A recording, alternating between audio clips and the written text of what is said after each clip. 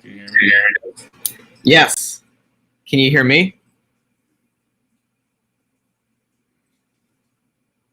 Yes. Can you hear me? Okay, but we can't hear you.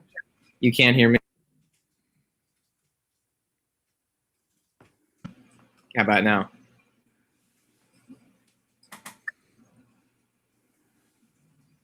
Should I turn up on this a little bit just so we can hear what he's saying, or I can hear you. this right here? I think it's one.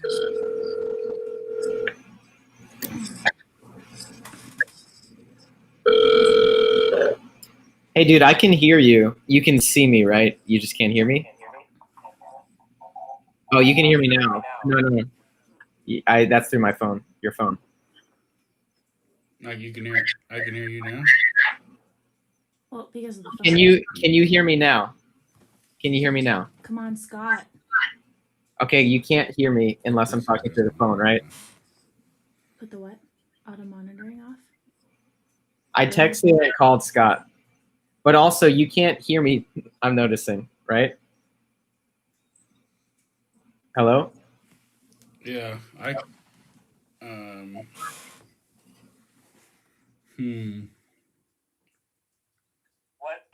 me do this.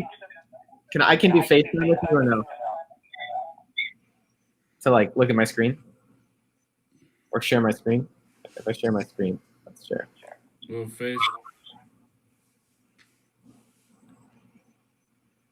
Okay, you can see my screen, right? Yeah. So why is it working? Say that again. So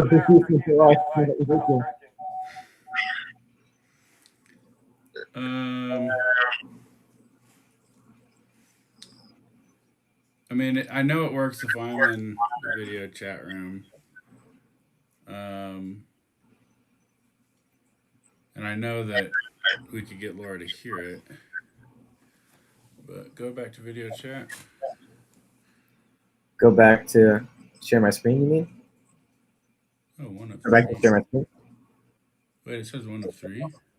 Let's see if this will work with me in there. Okay. Will you mute that again? Yeah, I will. Also, Wolf, what do you think of this angle? Is this okay? Is this a weird angle? Do I look too relaxed?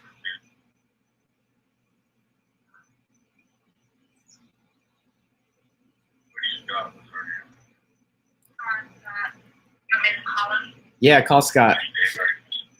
But he likes you more, Laura. Call him.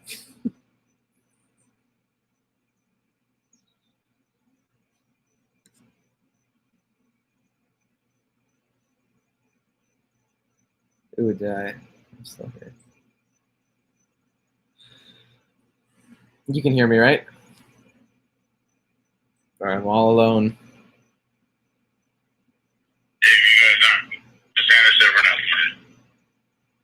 What's that?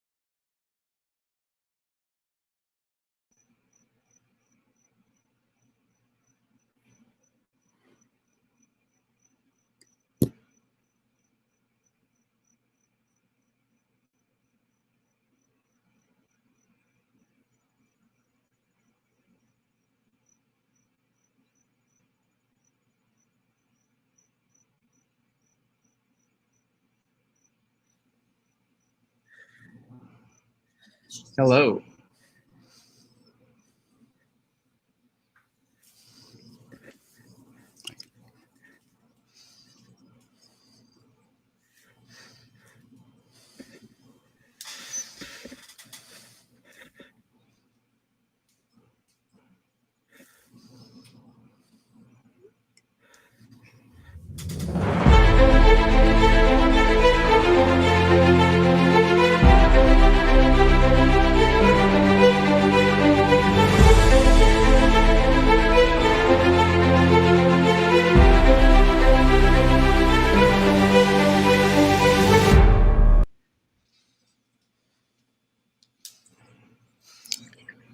All right. Hello. Hello. All right.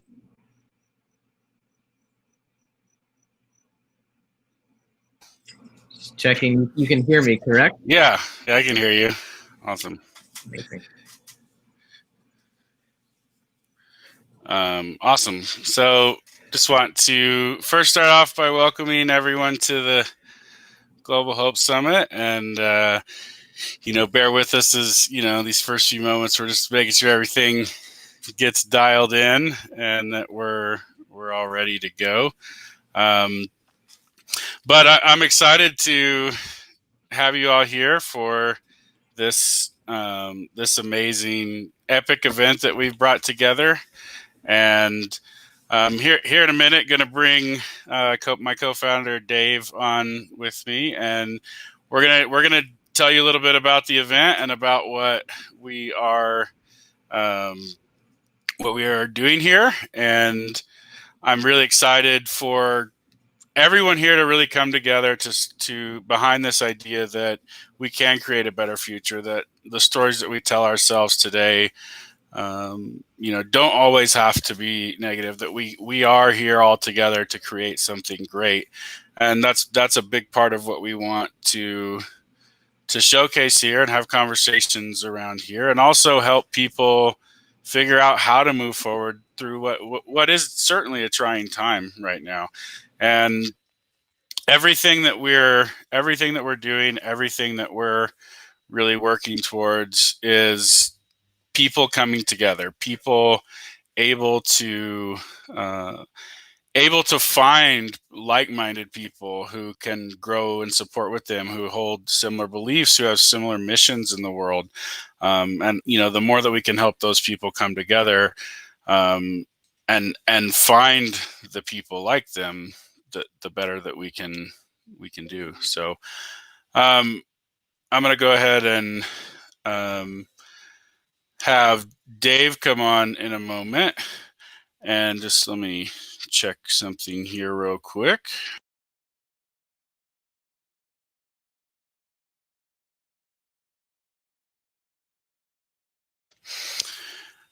All right.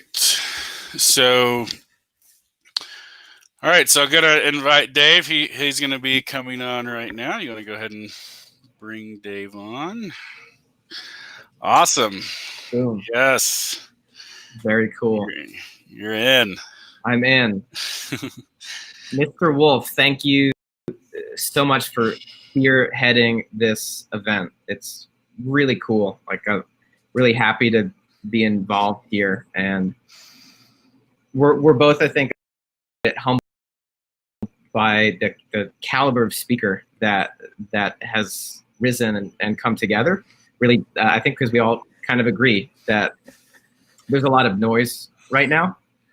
There's this, it seems like there's a hum of things are bad or wrong, or things shouldn't be this way, whatever that may mean, either personally or globally, or when it comes to a pandemic or anything along these lines. Like, obviously don't really need to go into too much depth, because you could just turn on the news right now and you'll hear a number of stories or reasons why everything is crumbling. And we've brought together 30 plus individuals who honestly have spent a lot of their lives finding ways of sharing why like finding for themselves why there's so much to be grateful for, and then also discovering actually like proven methodologies for anybody to not only find hope, but to step into that and to really, live your best life and to show up right now, because, there's a lot of reasons why that can be helpful for you and for the planet. So I'm just super excited to be involved in this, and it's a good wavelength. It's like a different kind of a home that we're creating. Yeah. Awesome. Yeah, I'm definitely excited for that. And I know when we first sat down and sort of this concept came, I think we all just realized, like, man, there's a lot of people who need hope right now, who need to see that things can be better, that this time is actually one of the greatest times that we have on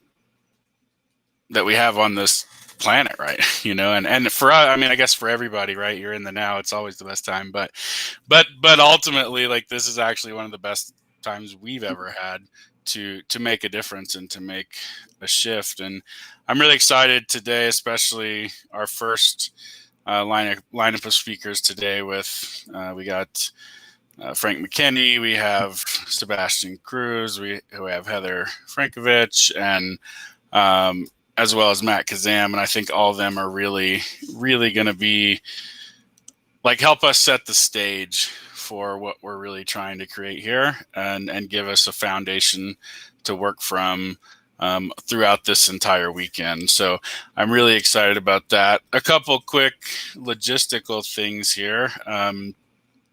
Just want you guys to know, if you ever want to look at the event guide or find out more, you can do that at globalhopesummit.com/event-guide. And then also, wherever you're watching this, I think the bulk of the conversation we're going to be having throughout the weekend is really going to concentrate in the Facebook group. And I really want to encourage everyone there to share their own thoughts about what we're talking about, and what we're trying to create here, and any questions or anything like that you have.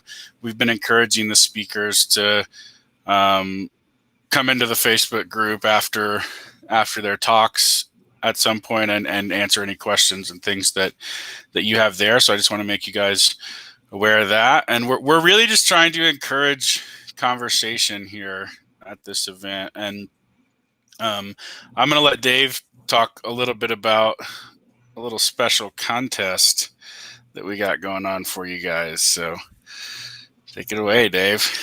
Yeah, we have this global gift bag. We actually have a few of these that we want to give to individuals who are participating, and that can be either liking, commenting, or sharing anything that has to do with the Global Hope Summit, or when it comes to a specific speaker.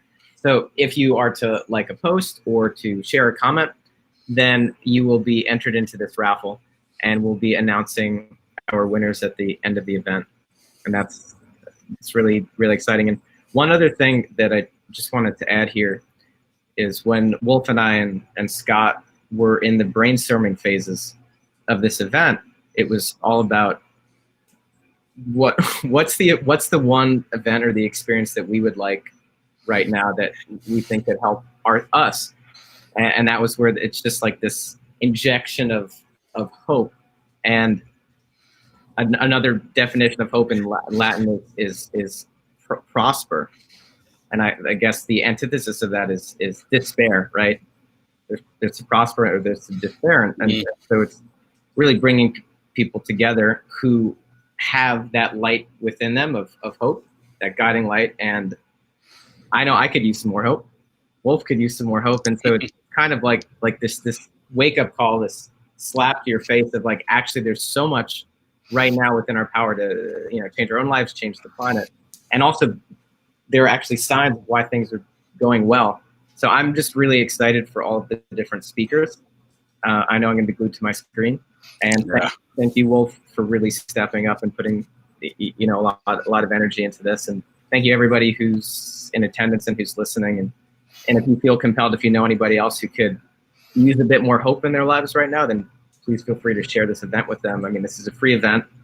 We're really only doing this to spread a positive message. Yeah. I've had a few people ask me, why, what's your goal in this, and I think, it's pretty common, and there's nothing wrong with it, but a lot of people who put on summits, they have a plan, monetarily, or, how they're going to grow some organization they have. And I felt very clearly from the beginning that this was all to be a gift. This was all to be something that just needed to be shared with the world. And I think that's driven me in ways that I probably, never, wasn't driven before, and but for me, this is really about exactly what you said, Dave. It's about, providing hope for people, anyone that we can, all of our speakers are here because they want to be, none of them are, being paid or anything like that. Like, everyone here really came together in order to provide this. And so I just want to give a big thank you, to everybody who's here watching, to our team as well, and especially to all the speakers who are donating their time in order to provide a lot of value here. And yeah, so I just take advantage of it, guys. Start conversations in the group. Let's have a really epic summit here, and we'll keep things rolling today. The way that's going to work, we have a live stream set up for the morning, one for the afternoon, and then one for the final talk of the day. And most of that is a virtue of live streaming limits, not rather than anything else. But we wanted to just make sure that everybody kind of knows the flow of the event. So each day there will be 3 separate live streams. We'll take a break at lunch, and I encourage you guys to, to talk and continue to have these conversations, even when we're not at lunch. So, I'm sorry, even when we're at lunch. But anyway, just, I guess, last thing I just want to say is let's have a really epic event. And you have any final words before we close out here, Dave? Yeah, I'll just share this tiny anecdote.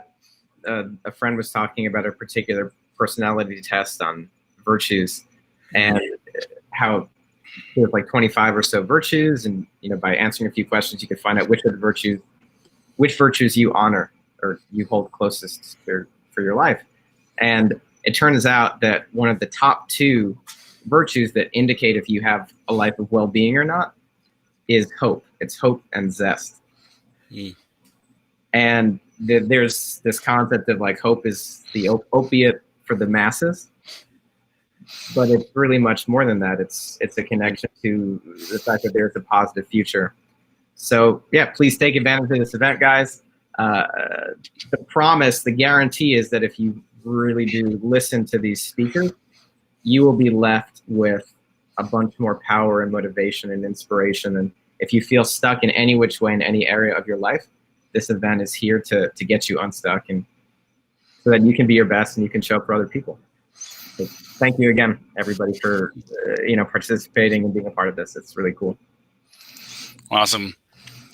All right, so yeah, we'll how all these things are going to go. There'll be about a 4 to 5 minute break between each person that talks. So just to keep everything flowing and give us a little buffer if we ever need it. But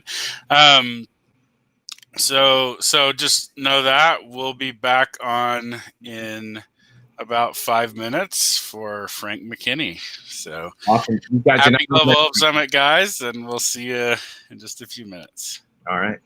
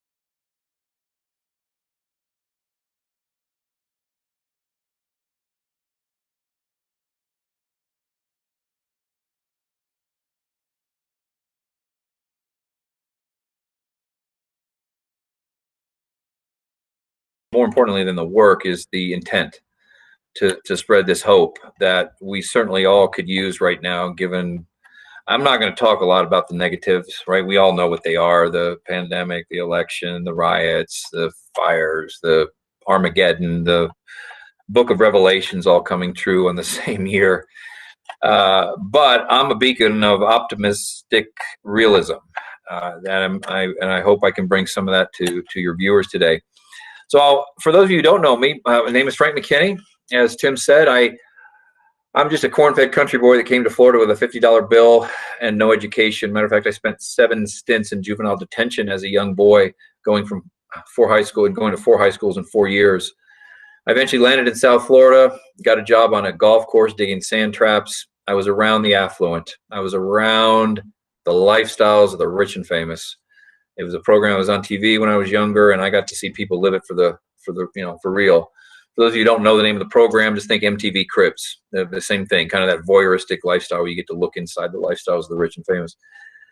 I left the golf course as a maintenance worker, began maintenance working on the tennis courts, got a 25-cent an hour raise, but was odd to me, it's the same people that were playing golf all day or playing tennis in the afternoon. I wanted that lifestyle. So fast forward to me getting educated and being able to buy and sell real estate before it was popular. We were flipping houses that were worth less than $100,000. Matter of fact, for the first 5 years of my life, I didn't do a house worth more than 100 grand. I then graduated to building houses on spec on the ocean. And since then, since 1992, we have done 44 direct oceanfront spec homes, houses built without a buyer in mind, with an average selling price of $14.5 million. I just sold my final masterpiece after almost 30 years in the business. And I'm actually coming to you today from the road, a pre-launch tour for my 7th book, where I'm actually traveling across America in a Yugo.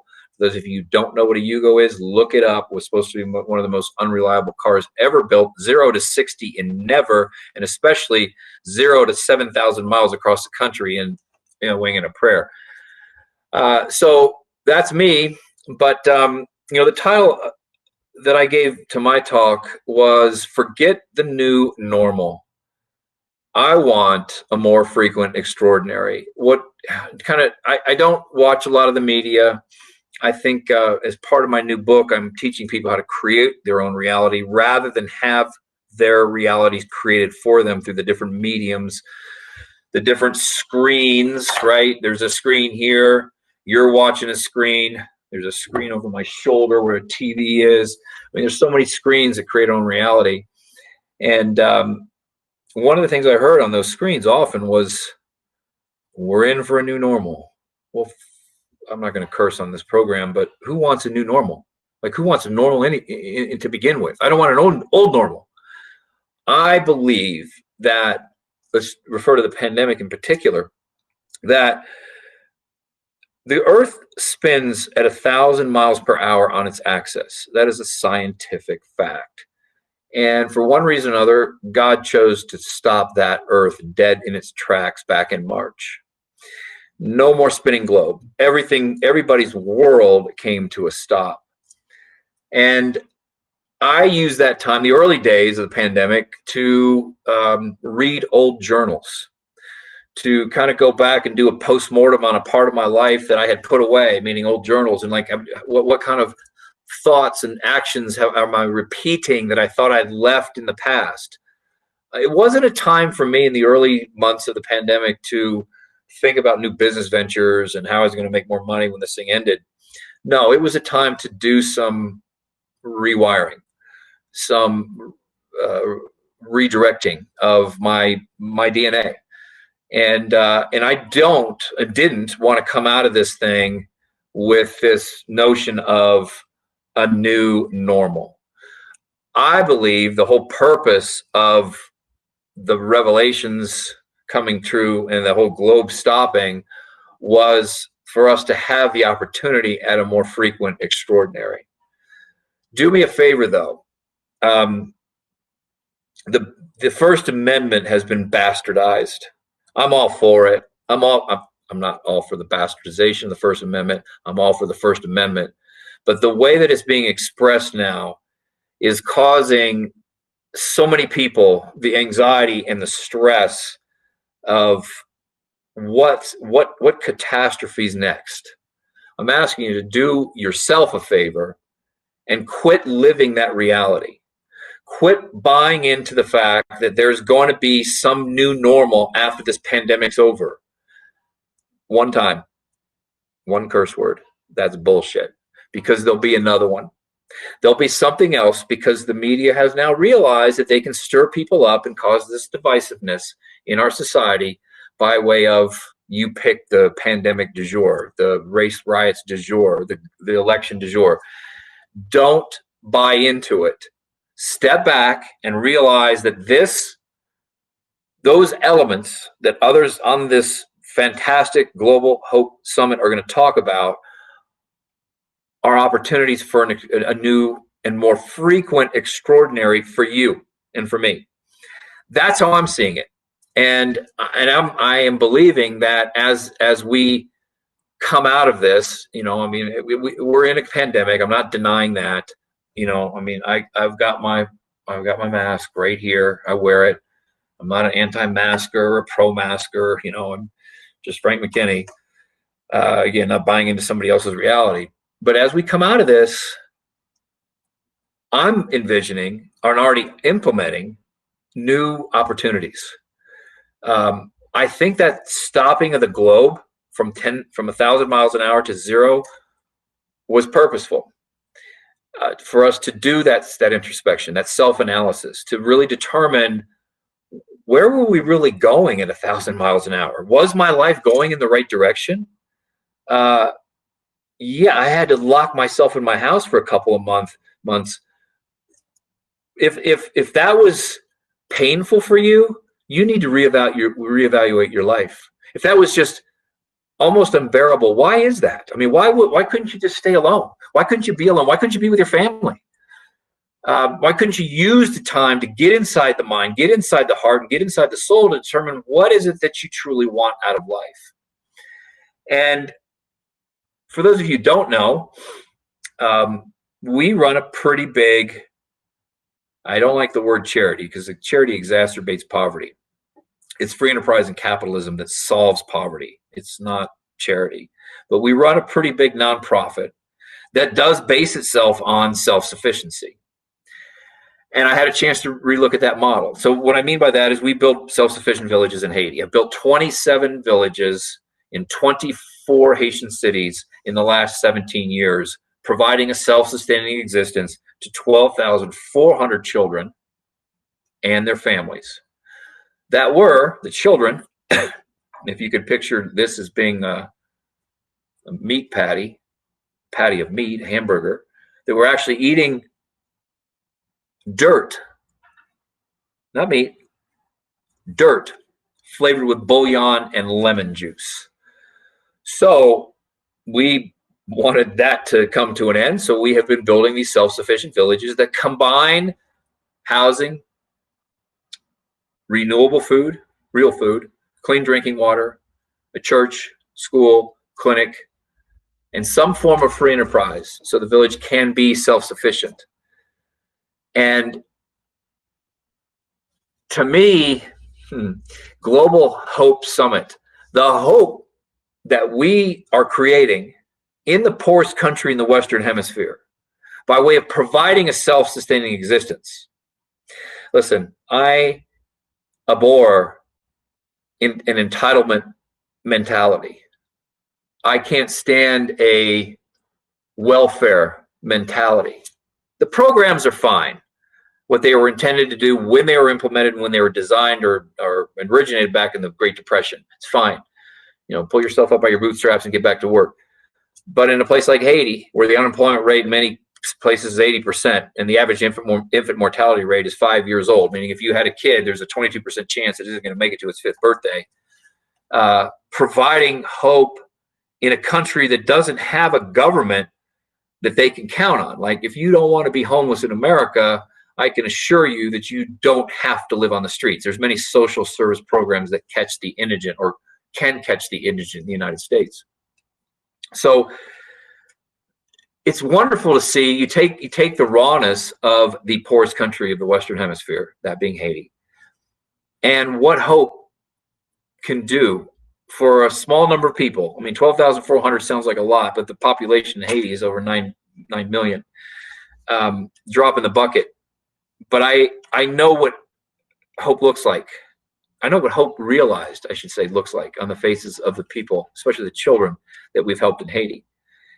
And for those of you who are watching, let's try a little bit to focus less on the I and the me and more on the you and the we. You see, when we take that focus off ourselves and all the hardships we're having without being able to go to the iPhone store and buy an iPhone 11 because of the pandemic, oh, woe is me. Think about the poor children in Haiti. I don't know why I laughed at that. It's not funny. They're eating dirt flavored with bouillon and lemon juice. Tim and his crew wanting to bring hope back to the globe through this summit. The timing's perfect. I feel for the world right now. I feel for those who get caught up in the reality that's been created for them. Please tune it out and tune in what Tim's doing and what other people that'll follow me on the summit are sharing with you. This is where the hope lies. I'm telling you, I'm touring the country right now in a 1988 Yugo that has 113,000 miles on it with 61 horsepower. I've been to 16 cities so far. I've met dozens of homeless people. If you follow me on Instagram, or Instagram is the Frank McKinney, or Facebook, I'm putting up the stories of hope that I'm meeting along the way, and how most of America, and by the time I'm done, I will have put 7,000 miles on that thing, traversing America, getting input. The purpose of me getting input for my 7th book and actually, having it show up in my 7th book. I can't share the topic of the book.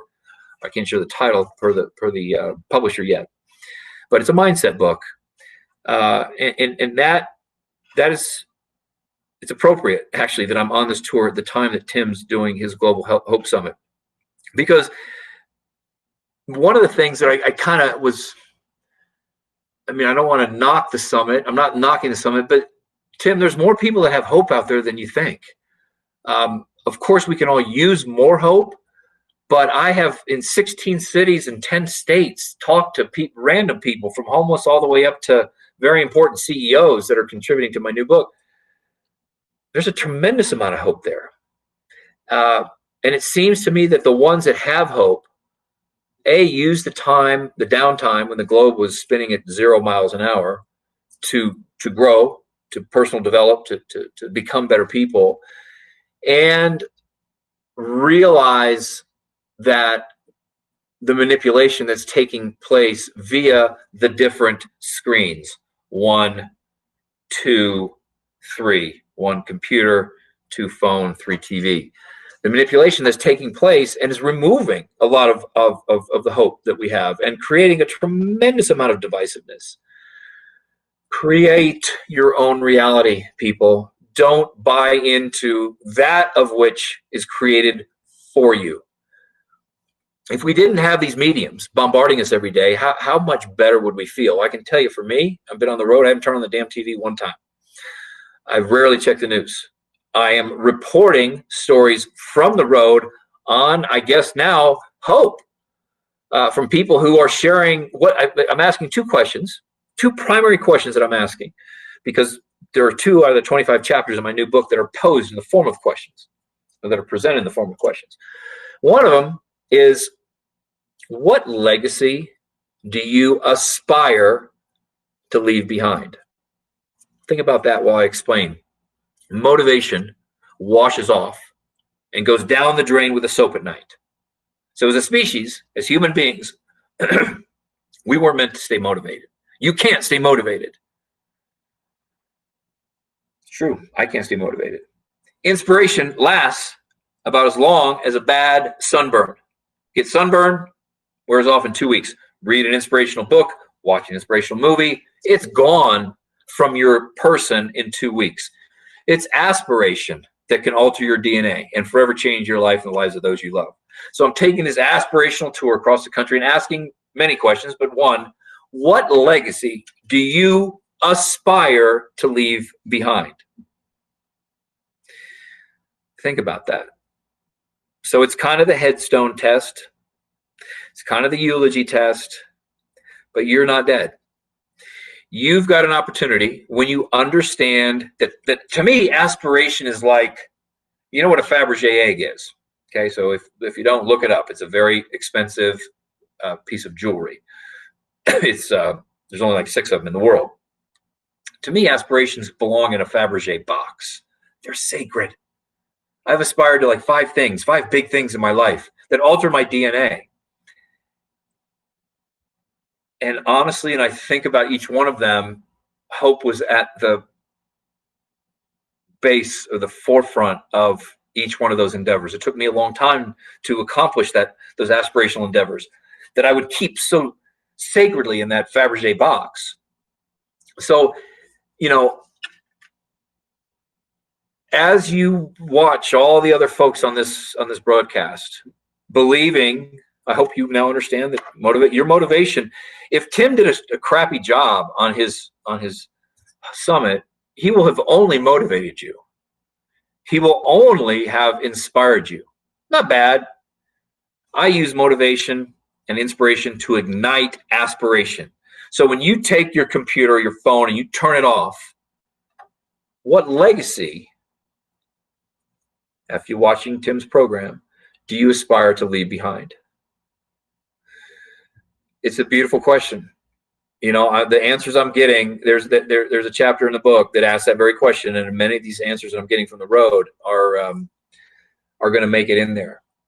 So, you know, we've got about 10 minutes left. I can be long-winded, but, you know, for the most part, that's what I wanted to share with you today.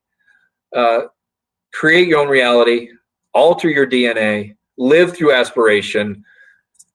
Know that there's more hope out there than the media portrays, than the screens. I call them the screens. Let's leave the media out of it. That's just part of it that the screens portray. And leave that legacy that you'd be proud of. Tim, that's really all I've got right now. I know we're supposed to have another 10 minutes, but unless you got some questions, or the audience has got some questions, that's my thing. Awesome. Yeah, thank you for that. And I'll roll us out with a few questions here. First of all, I just want to say thank you for coming on, and I definitely appreciate you sharing this with everyone here. And you know, I love that, like as you said, like if all this does is get people to aspire to something better, then I think we've done something great. And there's so many out there. I think one of my someone asked me a similar question a long time ago about what I would want if I knew that I had, you know, X amount of time to live, which I like your question better. Like, what legacy do you want to leave behind? And I realized that part of what I wanted to do is share what I've learned with the world through my own life. And I think this summit is an extension of that. Like I definitely believe that there is a lot of hope everywhere, and I'm excited to hear that you're seeing that on the tour. Can you give us a couple ways or examples that you've seen that have been really powerful to you? I mean, every stop. So I asked the question last night of a group of homeless people in a park in Manitou Springs. What legacy do you aspire to leave behind? And there was one. It's my most recent post on Instagram. It was a story about a transgender, you know, gender neutral individual who was kind of the patriarch, whatever, of the whole homeless camp. And, you know, a tough life that this person has lived, but only 28 years old. And I had never met, well, very rarely had met somebody with so much vibrance and love and joy and just bounding energy in a situation that she was in. I'll just refer to them as Stevie because that was the name. And I asked her, what legacy do you aspire to leave behind? And her simple answer was a wake of empathy.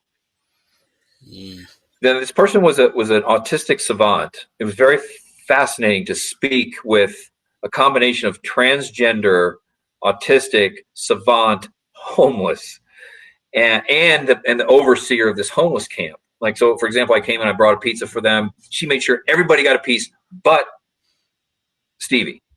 I would put a $20 bill into the box as well. I did this 3 nights in a row. I got to be very friendly with the whole group. Stevie made sure everybody got money equally but Stevie. So talk about a wake of empathy from someone who, there's a picture of me with Stevie on Instagram, again, the Frank McKinney, or on Facebook, just Frank McKinney, wearing no shoes. It's freezing out there. No shoes. It's really, really dirty. When people like that have hope and people like that have joy in their life, who are we to complain we can't go to the freaking iPhone store to get a new iPhone because it's a pandemic, or berate each other for wearing or not wearing a mask? At every stop, I'm seeing that. And the other thing that's kind of cool, Tim, is I'm seeing it. I interviewed people all the way from 18 to 87 so far, and I still got 2,500 miles to go.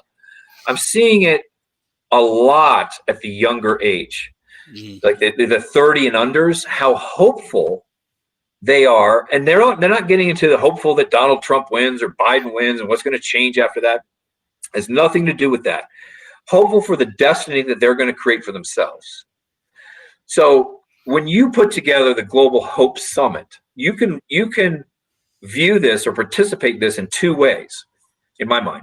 You either have no hope, right, and you're downtrodden and you're you're deep in despair, and you're using this medium, which will give you plenty of hope. I'm telling you, it is out there in our country in bounds.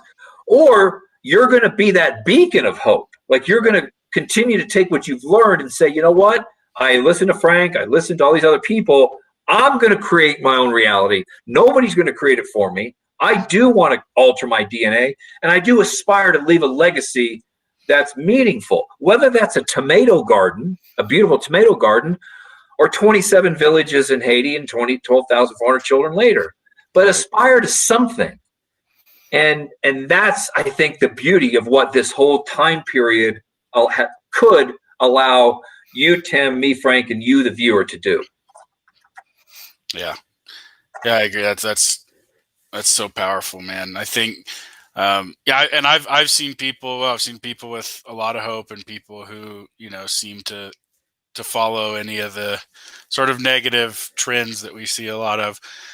So I guess the main question that I have for you out of all this, what's like the one thing that you can do as a viewer to ensure that you are maximizing the ability for you to make this shift in reality?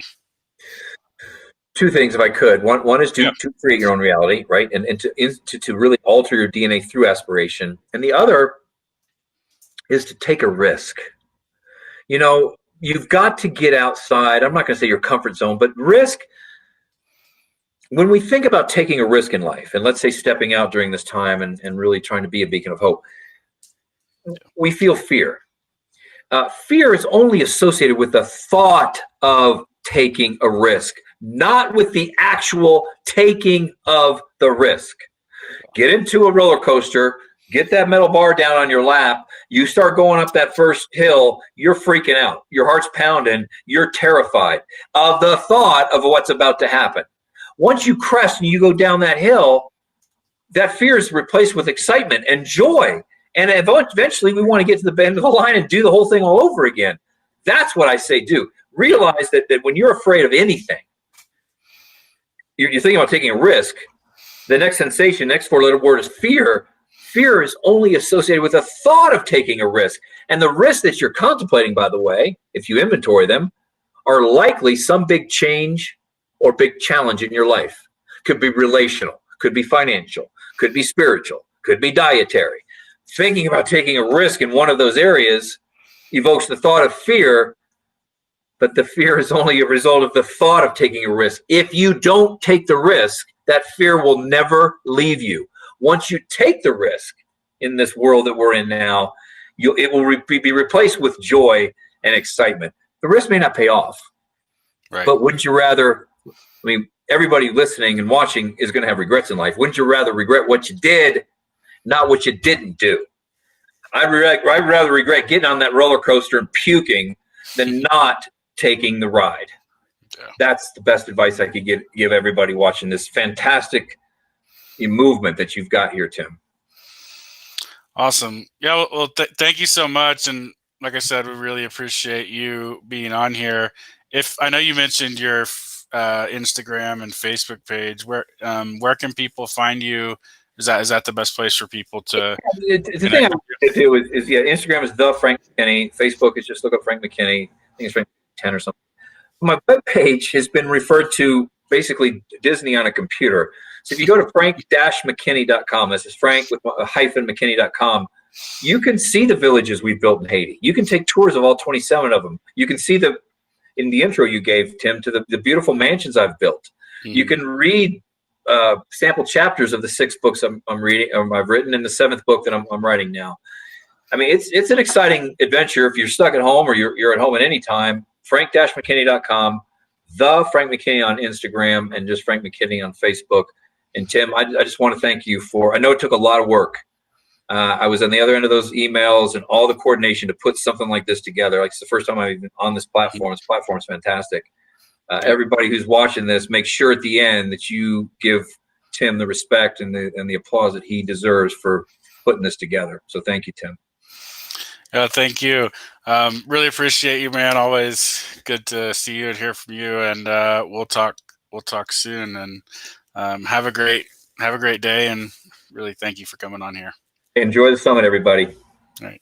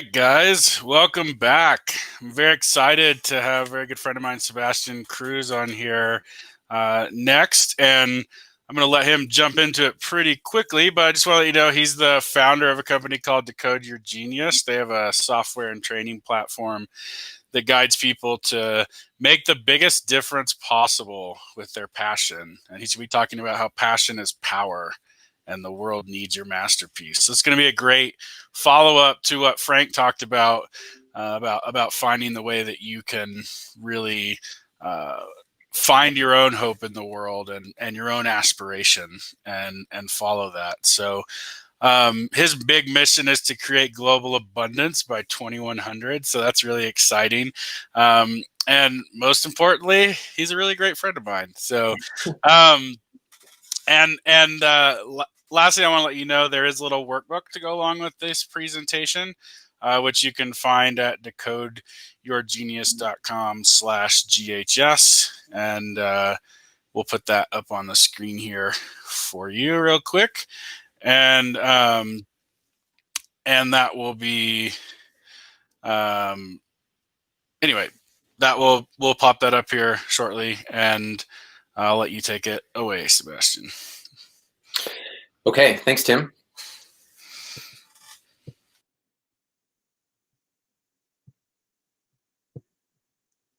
Okay, and if you can just let me know if you can see the screen all good, and then we'll begin.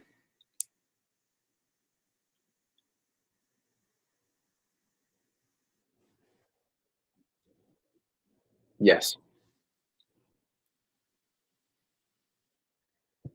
Let's see.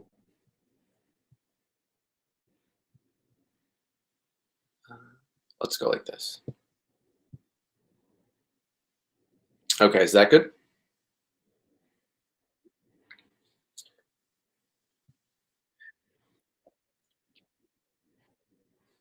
Perfect. Just let me know when I've got the green light. Passion is power. The world needs your masterpiece. In this presentation, we're going to go through the 3 practical steps of how you can make a powerful difference. And so let's first start off with a quote from innovative billionaire Steve Jobs. He says, "The only way to do great work is to love what you do." And this is the focus of this presentation, is that your passion has great power hidden within it. And that the greatest contributors to this world found a way to harness that passion and use it to make a difference. And right now is very unique because we're living in the greatest opportunity in human history, because technology is advancing so fast. We see it every day. And according to Forbes, the new renaissance has begun. The old renaissance was a period of human innovation, an explosion of creativity, all these different things that help move humanity forward. And now it's time for round 2. And what this means is that since things are changing so fast, we have the opportunity to use the technology available to blast us forward into a much greater world where people have stronger health, they have easier wealth, and more happiness. Yet at the same time, if we don't use this technology correctly, we very well could lose everything that we have here. And this has happened many times before, where great civilizations collapsed, like the ancient Romans. And now the stakes are higher because we have greater weapons. We have more connected technology. So if we don't use it correctly, it could be the end. Which is why, as Tim said, global abundance is the mission, because for the first time in human history, we have the opportunity to actually reach this in a practical way. So the thing, though, is if people don't follow their passion, we won't achieve global abundance, because people won't be inspired to create the solutions that our world needs right now. And great heroes create a masterpiece. That's how it goes. Steve Jobs, iPhone. Martin Luther King Jr., civil rights. Nikola Tesla, electric innovation. Amelia Earhart, flying pioneer. So my question for you is, what's your masterpiece? You have a masterpiece within you. Every great person here followed their passion and created a masterpiece that helped the world. And you have a masterpiece within you. You might be looking at these different peoples, these heroes from history, and you might be saying, well, that was them, but what about me? You know, they had some genius in them that maybe I don't have. They, you know, had whatever they did, that's them and this is me. I am here to unapologetically say that you have a masterpiece within you. And we're going to go into why that is. And the thing is that I didn't always know this to be the case. I used to think that there was smart people and dumb people. And it hurts me to even say this, but that's what I thought. And what it turned out to be the case is that I was absolutely wrong. Because what I started finding with my mentors and my colleagues, that we were studying over 10,000 personality types. And what I saw over there through the data is that there was 22 different types of genius, that everybody had a specific talent. Everybody had a specific passion that could contribute in its own way. And time again, I saw that I was wrong. I was wrong to say that there were smart people and dumb people. The truth, the reality is that every single person, no matter what color you are, no matter where you are, no matter what your experience is, you have a hidden power within you that when it comes out, it can help the world. And not only help the world, it's what this fucking world needs. Because we have so many problems right now that it's too much problems for one person to solve them. But together, we can solve them. And that's what we need here. We need your passion. Albert Einstein said, everybody is a genius, but if you judge a fish by its ability to climb a tree, it will live its whole life believing that it is stupid. And we can see this firsthand in the educational system where a certain type of intelligence is rewarded. If you can study and memorize and do well on tests, that's rewarded. And that's fine. That's one aspect of genius. Yet there's many different ones. Like I said, there's 22 types of genius. So society will start understanding that all of these different types is really what the world needs. And once we looked at the data of all those 10,000 personality type study, then I started going on a mission of genius research, looking at the life stories of these great heroes, seeing the mistakes they made, seeing the good decisions they made, seeing the path that they took to create the masterpiece, seeing how in the beginning, it didn't seem like they were creating anything special. They were just following their passion in these ways that didn't seem like they made sense at the time. But as they followed piece by piece, all of a sudden, a powerful masterpiece came through. And this has taken myself and combined with my mentors over 35 years of research. And that's why I'm so excited to share these 3 steps with you so that you can move forward today and in this Global Hope Summit weekend with practical steps to start creating your masterpiece and making a difference. Because the world needs what you have to share. And I want to share something with you is that you might be thinking, well, okay, well, maybe I have the masterpiece, but how do I get there? You know, all those great heroes, they found a way, but what about me? Maybe you're thinking to yourself. Well, imagine that we put your personality into a computer where all your characteristics, your preferences, the things you like, you didn't like, and we said, okay, computer, this is everything about this person. Crunch the data and then show us the path to their masterpiece. Show us the best path in their life that utilizes their passions, that utilizes their intelligence, that stays away from the things that they don't like. Let's put that together and let's look at the best path. And that computer would create a path. And it would also create a path of saying, okay, well, if you didn't follow your passions, this is what that life would look like, and everything in between. So this is a way of just realizing that out of all the things that make you, you, put those together, there is an optimal path. There is a best path for you, no matter who you are, no matter where you are, no matter what's happened in your life. You do have a best path within you right now. And as you follow that, that's what will lead you to your masterpiece. Yet, unfortunately, many people close their final chapter with regret for not living the life they wanted. So I am here to unapologetically say, don't let days pass away not creating the life you want. Because as I keep saying, the world needs your masterpiece. It does. So when you create your masterpiece, this is so important because instead of feeling lost in life, you gain confidence because you can see the clear path of where you're going. Instead of avoiding your work, you love your work. You're excited to get into the office. You're excited to open up your laptop. You're excited to wake up. And instead of feeling stuck, you gain momentum. And creating your masterpiece is a journey. It's a journey of growing your wealth, growing your health, and growing your happiness. And what happens when you put all those together is that instead of feeling overwhelmed, you feel clarity. Your life makes sense. You can see where all the pieces fit together and the path moving forward. So instead of feeling scattered, feel focus, knowing what to put your time and energy into. And then instead of feeling blocked, it results in achieving the goals that mean the most to you. Because money is a part of it, enjoying your work is a part of it, contributing is a part of it, loving your work, all of these come together so that you're achieving the goals that really mean the most to you. So let's get into those 3 steps to create your masterpiece. Number 1, find your passion. Number 2, find your purpose. Number 3, grow your impact.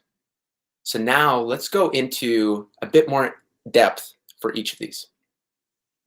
And this is where the guidebook comes in handy that Tim mentioned, because there's extra writing prompts that you can fill in either now or after the presentation, or even throughout the weekend, to really get these ideas going and getting them into a practical plan to move forward. Step 1, find your passion. So this is important because when you do your passion, you're happier. And when you're happier, you're more motivated. And as innovative billionaire Jeff Bezos says, you don't choose your passions choose you. So my question for you is, what do you love to do? What excites you? What puts a smile on your face? Those are clues leading you to your masterpiece. And over the past 8-9 years, I've worked with many business owners and many people who are not business owners, but they're career focused and successful in that. And the thing that always comes up is this thing of like, well, that's what I love to do, but it doesn't make any money. It's not useful. Here's an interesting thing. And I understand it because I was in the same boat. I used to think the same thing. And what I've found time and time again in the genius research is that when a person follows that passion, that doesn't seem like it makes sense at all in the moment, doesn't seem like you know how it's going to make money, but when they follow that over time, that's what leads them to a new skill, a powerful insight, a new innovation, a new idea that then launches them forward. Leonardo da Vinci is a great example of this. He was a master at painting, engineering, anatomy, so many different things. And in the beginning of his life, it seemed like he was following these passions that didn't really make sense. But then what happened, and it takes some time, and it takes working at it, as he followed those, there was this critical point where all of those new insights merged together and then launched him forward with new innovations, whether it was painting or engineering. And it was so beyond anything that his colleagues had seen at the time. And it's because they were stuck in a rut of just seeing the world through the lens of their industry, where Leonardo da Vinci was seeing these different perspectives from different industries, different categories, different ways of thinking. And then as they merged together, that's what allowed him to create new innovations that were vastly ahead of anything at his time. So what do you love to do? What do you love to do? And my challenge for you is to give yourself an hour a week to just do that, an hour a week. Step 2, find your purpose. As innovative billionaire Richard Branson says, there is no greater thing you can do with your life and your work then follow your passions in a way that serves the world and you. And this is what it's about, is what can you make a difference with that helps you and then also helps the world. They aren't two separate things. They're one and the same. And this is important because when you find your purpose, you're more focused. And when you're focused, you're more successful. So you might be saying, though, well, my purpose, that's such a vague thing. That's such a big question. Well, let's simplify it here. This is something that is the United Nations global goals. So they got together and they said, basically, what are the 17 biggest problems in our world right now? And let's put clarity here and let's get people to help solve these problems. So my question for you is, which cause speaks to you the most? Is it animals? Is it education? Is it poverty? Is it sustainable communities? Whatever it is for you, that is a clue to your masterpiece. And here's the beautiful thing. You don't have to be passionate about all of these. You don't even have to be passionate about half of them. All you have to do is connect and see and discover the one that connects most with you. And that's a beautiful thing, is that, again, these are too many problems for one person. But together, that's where we come together. Maybe yours is animals. Maybe mine is education. Maybe yours is hunger. Whatever it is. And as we come together, we can divide and conquer while still being united with the shared mission of making the world better, and let's get to global abundance. As Mark Twain says, the two most important days of your life are the day you are born and the day you find out why.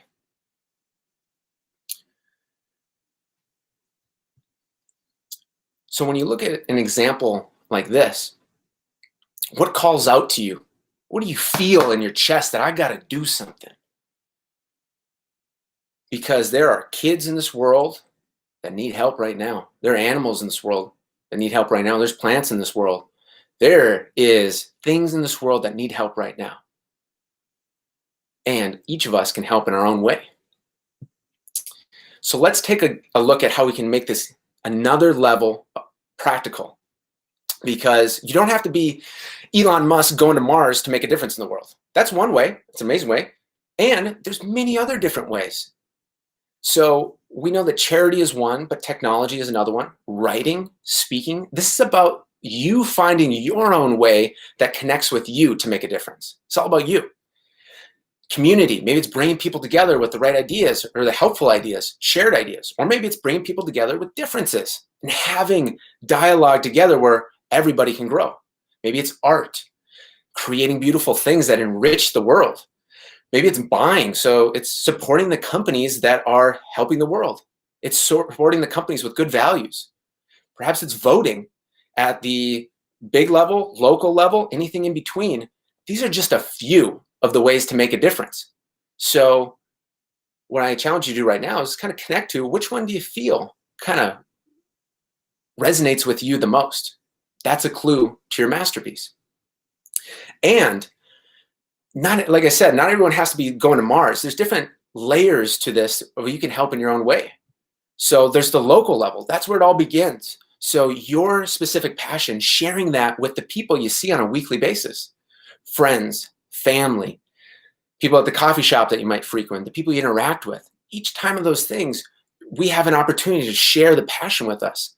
And when we share a passion with someone, it enriches them. It's like bringing new energy into conversations. So it starts with local. Then the layer of influence beyond that is your country or your states, your province, whatever it is sharing it more and more and more. And then beyond that is global. So helping people, helping animals all around the world. So it is a process of growing these layers, and you don't have to just start at global. Start at local, where you're at, so people can feel your passion. And another way of looking at this too is a mentor who's had a great impact on my journey, Yannick Silver, and he has a concept called Evolved Enterprise, and he's going to actually be speaking later on in this Global Hope Summit.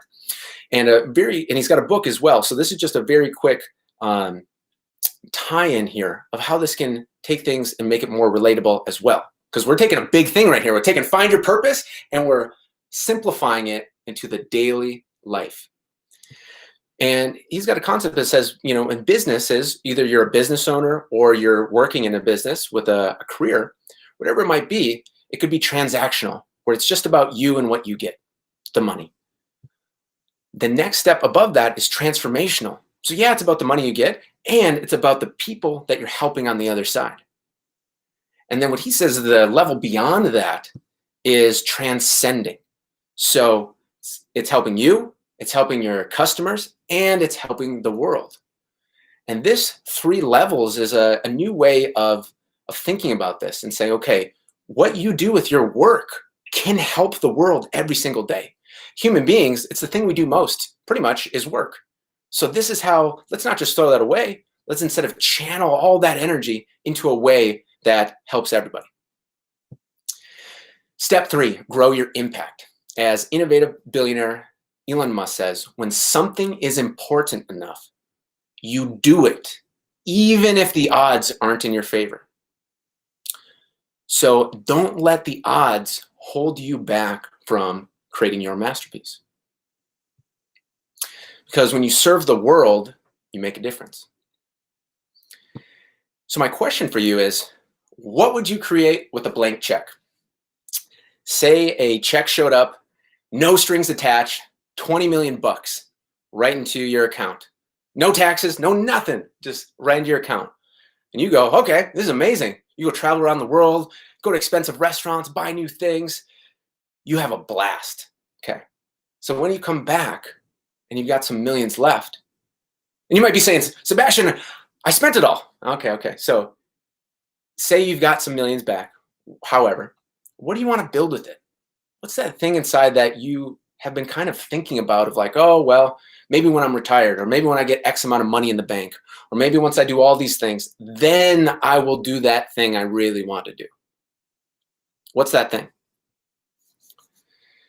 Because what I've seen in the Genius research and also with the people I've worked with in the last 8-9 years, that thing that you really want to do is the source of incredible power that otherwise, if it's not tapped into, it just lies dormant. And logically, it does make sense to wait until a certain amount of time. Logically, it does make sense to money or time, whatever it is. But that's not how the geniuses created their masterpiece. It's not. I've seen in all the different type of life stories. What they did is they found a way to still take care of their responsibilities, yet devote a section of time to that thing they really wanted to do and just build that.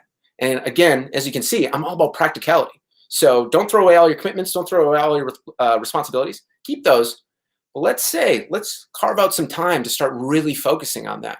And what I see time and time again is that when a person connects to that thing that they really want to do with their life, they get connected to a passion, a focus, an intensity, an energy that starts changing their life because they show up to meetings different. They show up to calls different. They show up to their family different, show up to their friends different. It's a whole new version of themselves that is awakened within. That's what happened to the great geniuses. That's what is within you. And that's what my mission is. My life mission is to help people create their masterpiece because that's what's going to help the world. That's what's going to solve the problems. Keep saying it. I can't do it alone. I can't solve all the problems that we have in our world alone. But each person creating their masterpiece, that's what will move the world forward.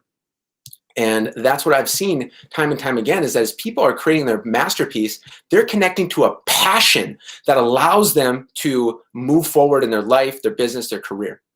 And that's why what I'm doing at Decode Your Genius is creating a free app that guides people to create their masterpiece, the world's first app to help people create their masterpiece. And I'm making it free because global abundance is the mission. Global abundance is the mission. The more people that create their masterpiece in the world, the better the world will be. So, passion is power, and the world needs your masterpiece.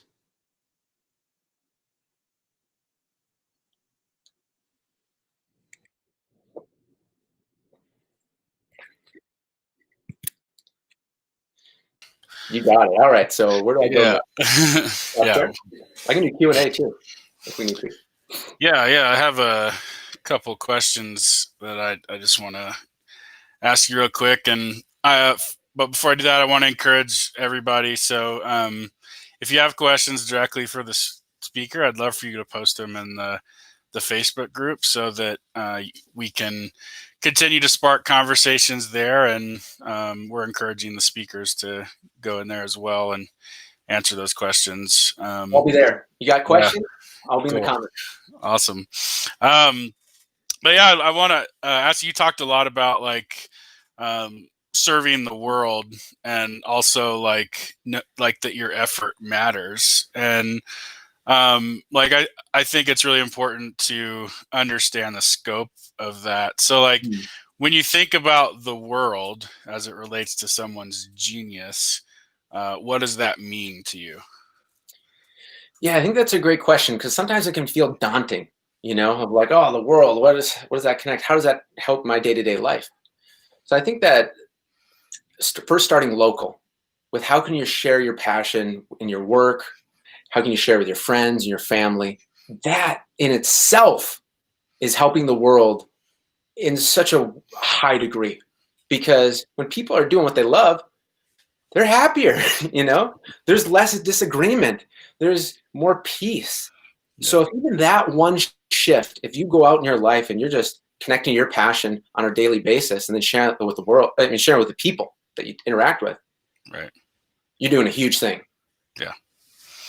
Awesome. Yeah, I think that's so important. Like I think a lot of times people get caught up, even they hear even this kind of rah save the world, right? And there's even like it matters what you do every day, what you connect to every day, it matters. And I've always kind of seen the world is kind of the sum of us all a little bit, right? And each person plays a part in what it is, and what they do affects it. So the last thing I wanted to ask you about, like, so you talked a little bit about the you talked about the global goals and like kind of identifying with those. What's a good way to know if like a problem you see in the world is something that really you're passionate about, that you really should try to do something about, and what you should leave to somebody else?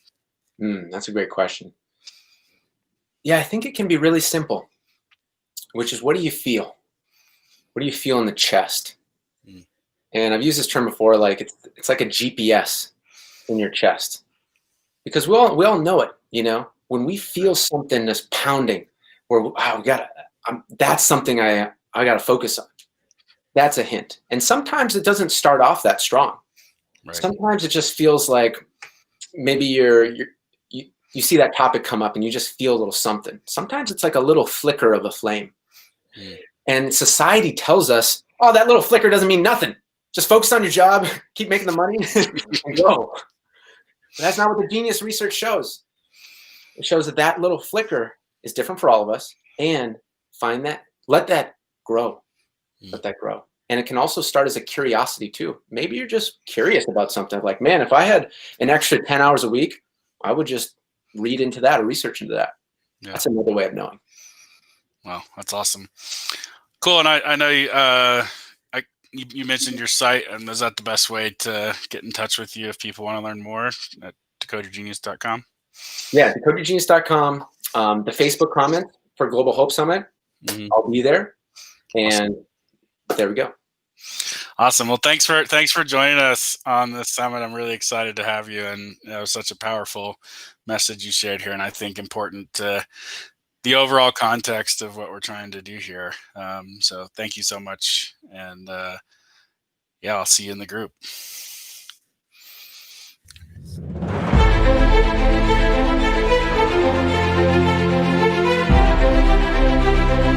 All right,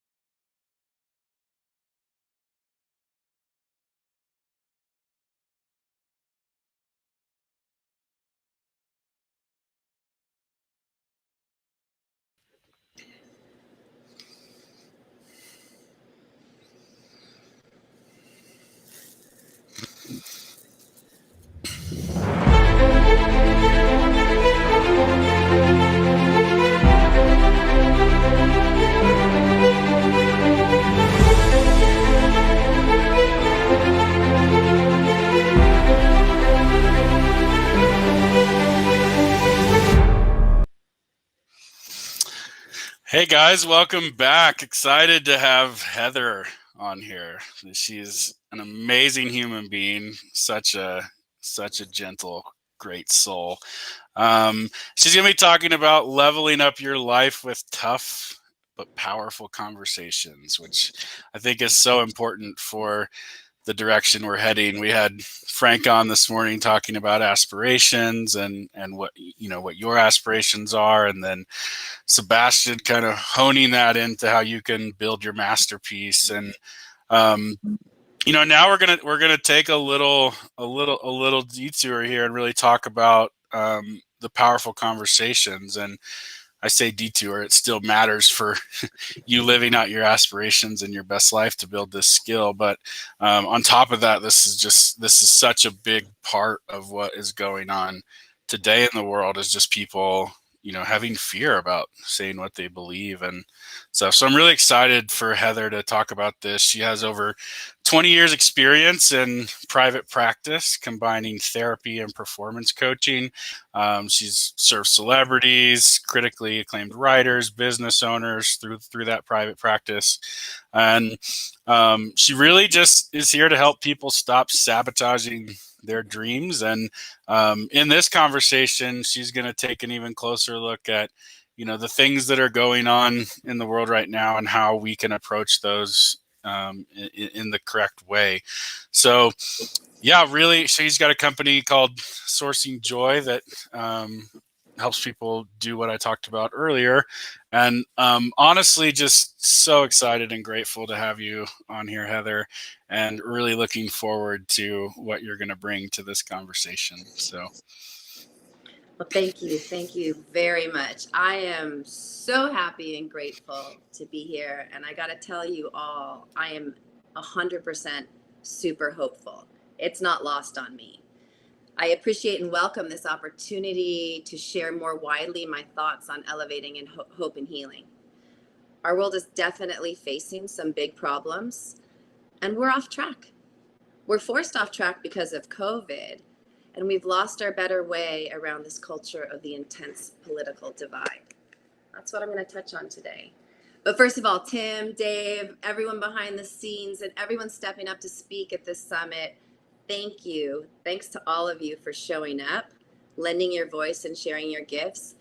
And to all the audience out there tuning in, friends, family, colleagues, people I've never met before, good for you guys for taking the time out to be part of this event. It's an amazing platform, and I'm really honored to be here this morning. I'm happy to share my experience as a psychotherapist. Like Tim said, I've been listening for over 20 years, sitting with the most diverse, exciting, and amazingly courageous people. I have the privilege of speaking with, supporting, and helping them find resources within to heal and grow, quietly, confidentially, independently. And I am here to tell you loud and proud, hope is not lost. The political divide. Let's discuss the problem. We need to understand the problem before we can start with some solutions. And please note in advance, you guys are entirely safe. I have no interest in speaking politically. Genuinely, I don't even want to touch this topic with a 10-foot pole, but that is the very reason I'm called to do so. I always lead tough conversations, and I offer solutions. I do it every day with my clients, one by one, hour by hour, day by day, week by week. And I'm pleased to speak with you about it today. I do think that we're all in a tremendous amount of pain, unnecessary self-inflicted pain, because hope is always there. It's never left. It's always present. We've just abandoned our position and place with hope. I have the honor and unique perspective of sitting each week with so many individuals and couples in my practice struggling with this very issue. Politics has never held such a huge place in my office, almost in pole position, over the last 5 years. It is impacting people personally. It is impacting them professionally. It is impacting them in their relationships. It's impacting their family life. It causes, I see it, depression and rage, anxiety, fear, and I hate to say it, but sometimes hate. The shift in our political discourse has been trending towards the intolerable. We all know this. It doesn't matter where you sit. We have abandoned hope, and it's a sort of a scary place to be. Families are breaking apart. I've seen grandfathers excluded from family gatherings because his political views don't line up. Friends are unfollowed. I had a teen just learning to speak his own voice be shut down, cyberbullied, and unfollowed by all his friends. Dating criteria? It now requires knowing someone's political position, and young people are refusing to meet based on a political position and really missing great opportunities. The most troubling one for me is seeing young children frothing hate and intolerance, modeled by and encouraged by parents. I have a personal example of that outside my private practice. A couple weeks ago, there was a political parade going right down Ventura Boulevard. I was on the way to get crickets for my daughter's lizard. And I stopped to watch the parade, and right in front of me out of a car stepped a little girl. She must have been 7 or 8 years old. And she double flipped off the parade. And I was so taken aback, and I looked at her and I was like, honey, that's not very nice. And my words almost seemed to pop this bubble. She looked at me, she's like, oh, I'm so sorry. And I realized that wasn't her. And I kind of bent over and I looked in the car, and there was her father. He had sent her out to do that. Listen, the media has always been sensational. We know that, whether it's political or shark attacks. We also know that we've moved way towards opinion and feeling over fact, but we're billing feeling and opinion as fact. Listen closely, guys. Beliefs are not facts. If we behave as if our beliefs are facts, then anyone with a different belief is automatically wrong. Beliefs are cultivated and grown from life experience, input from family and friends, values, morals, priority, faith. Each one of us is so multifaceted and a beautifully complicated creature. We're not just one thing or another. We are not just left, and we are not just right. We are living in a world more and more defined by that all or nothing, the haves and the have-nots, polar opposites, with little ability or willingness to try and meet in the middle. Thank God we're doing this summit. I remember back in high school, I was a junior. My political science teacher, Dr. Zara, held a class introducing to us the difference between Republican and Democrat values, platforms, positions. Nobody really knew what we were talking about, but we dug in deep. And we looked at each position and learned and understood why and where they came from and what supported it. And we did our own values and morals exercise to try and figure out where we fit. We were able to have amazing discussions about our differences. It happened to be an election season, so our homework was to clip out newspaper articles, because that was our only form, newspaper articles, and bring the papers in. And we debate the different points of views about the same issues. And we always came to see that even though we had different points of view, we all wanted the same thing. We actually could leave class and go have lunch together, arm in arm, all smiles. Didn't matter that we were from different points of view. We have lost that middle, and we've lost the ability to be playful and curious about these differences. Where has the space between left and right and wrong, where's it gone? We don't want to learn anymore. We've become absolutely steadfast in our righteous point of view, and it's a big mistake, guys. We surround ourselves only with like-minded, living in this echo chamber, hearing only from those that affirm our point of view. Change and connection cannot happen if we stay in our bubbles of like-mindedness. We're not built that way. I recognize COVID has certainly enhanced this sense of bubble living. It's increased some isolation, and it's pushed us more towards dependence on media for information and, dare I say, disinformation. Therapeutically, this way of seeing and being in the world is unhealthy, it's unsustainable, and it leads to anxiety, alienation, isolation, and depression. And I see it. Looking down into these polar positions hurts us all. We've adopted a stance of vitriol. These all or nothing belief systems do not allow for alternative point of view or ability for us to think differently for ourselves even. I'm right, you're wrong. No space here for discourse or compassion or collaboration or understanding. When we feel pushed to choose a side, right or left, or even fearful to speak about being on any side at all, we've lost that middle, a meeting place of sharing and learning and coexisting. The political divide has literally burnt the bridge of communication and connection. In a country where we work so diligently to embrace difference, difference of religion, difference of color, difference of culture, we challenge ourselves to always do better when we fail. We try to embrace difference and we try and reject bias. We're absolutely always a work in progress, but with the best of intentions. I can confidently say this is true. Each and every one of us is good, and each and every one of us wants to do good, be better, contribute, help, accept, be accepted, and thrive. We failed in one area around tolerance.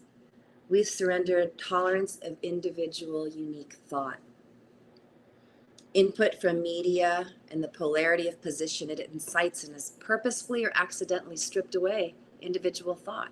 I can literally tell you which side a person favors because they're simply reciting the talking points of their favorite cable channel. It's not their voice. Here's the irony. And I have the privilege of seeing this irony play over and over in my office. One side thinks the world is doomed and democracy as we know it hangs in the balance. And the other side very well may be purely evil. The other side thinks the world is doomed. Democracy as we know it is in the balance. And the other side might be evil. And I have to giggle, because where does that leave us? The irony. It leaves me to believe that we've stopped talking to each other because we both share the same desires and hopes and fears for our world. Under the hate and vitriol, we both fear losing what we all treasure. Hope is not lost.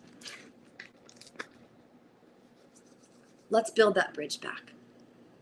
Let's build back the bridge of communication. It starts with you. It starts with me. It starts with him. It starts with her. It starts one person at a time, right here at home. Listen carefully. It is our thoughts that create cause, and the world reflects the effect of our thoughts. It starts here. It is our thoughts that create cause, and then the world will reflect back the effect of our thoughts. I'll give you a fun example. Let's say you are finally in the market for a brand new car and you've done your research and you have landed on the car of your next car, the car of your dreams. You're going to get an Audi. You're going to go test drive it at the end of the work week. Audi is your intention. I guarantee you, your commute back and forth to work, back in the days when you were commuting back and forth to work, all of a sudden you're going to see Audis. You're going to be like, oh my God, there's another Audi. Huh, I love Audis. There's the Audi. Oh my God, I can't believe how many Audis I'm seeing. It's so funny. Audi's the car I want to get. I'm going to test drive it this weekend. It is because you put your thought there and the world reflected back to you your thought. It's very powerful stuff. It's not magic. It's kind of magical. So if we choose our thoughts carefully and we choose love and hope, what do you think you're going to see in the world more? It's there. It's just up to us to change our thoughts and tap into it. When we choose to think and motivate ourselves through hate and fear, that's what we're going to find. Change and hope and peace, it starts with us at the core. It's not some international powerful movement. It's us, our core perfect souls. We need to tap back into this first and use it to foster hope and build connection in this great divide. How do we rebuild tolerance of thought, reconnect, and watch hope grow before our very eyes? We decide to do it better, all of us. Here's some suggestions, dare I say rules, to follow as ambassadors of hope and healing around the political divide. Be willing to swim in the gray, the black and the white, the left and the right. Big, strong anchors, but in the middle is this beautiful, flowing, fluid current of possibility and connection. Course correct yourself when you find yourself locking down in a position. If we support the poles, they stay super strong. They stay unbendable. They will weaken when we move to the middle and exchange ideas and support each other's differences, and other people are going to follow, I promise. Adapt the notion that an absolute right does not exist. That can be hard for some. But when you adopt that position, you're open to receiving others' points of view. Most important, adopt a curious and playful attitude about your life and your engagements. Curiosity cannot exist alongside judgment or fear. I have a great example. A long time ago, when I was a young mom, my oldest son and I were coming back from a busy play date at the park. He was probably 1.5 or 2 years old. I was in a fast clip to get home because it was close to dinner time. I wasn't paying attention very much. And all of a sudden I heard these strange sounds coming from him. Almost like E.T., like ee, ooh, just this wonderful sound. And I didn't understand what was going on because I couldn't see him through the jogging stroller. So I parked it and I walked around side. And what I saw was my little boy covered in dirt and sand and drool and sugary fingers from his fruit roll-up had a bumblebee. A big, fat, fuzzy bumblebee perched on his finger. And he was oohing and eyeing as he was petting that little bumblebee, curious and accepting. I think that's just such a great image to call up, to invite yourself to be curious. It's not childish. It's completely open. And that's what we need more of. When you do meet political differences and encounters, enter it with first from the desire to learn from them. Start your dialogue with, please teach me. Teach me what you believe. Disarm habits of defense and anger. I actually did that this weekend at my college high school reunion. A pack of us girls were walking to the elevator for cocktail hour. And somehow something political started to fly, and boom, there were two polar opposites. And one person said, I don't even think we can share a room together. And it was sarcastic, but it was kind of meant. And I just stepped in and I said, ladies, hold on. We have 30 years of friendship. We have so much we love about each other.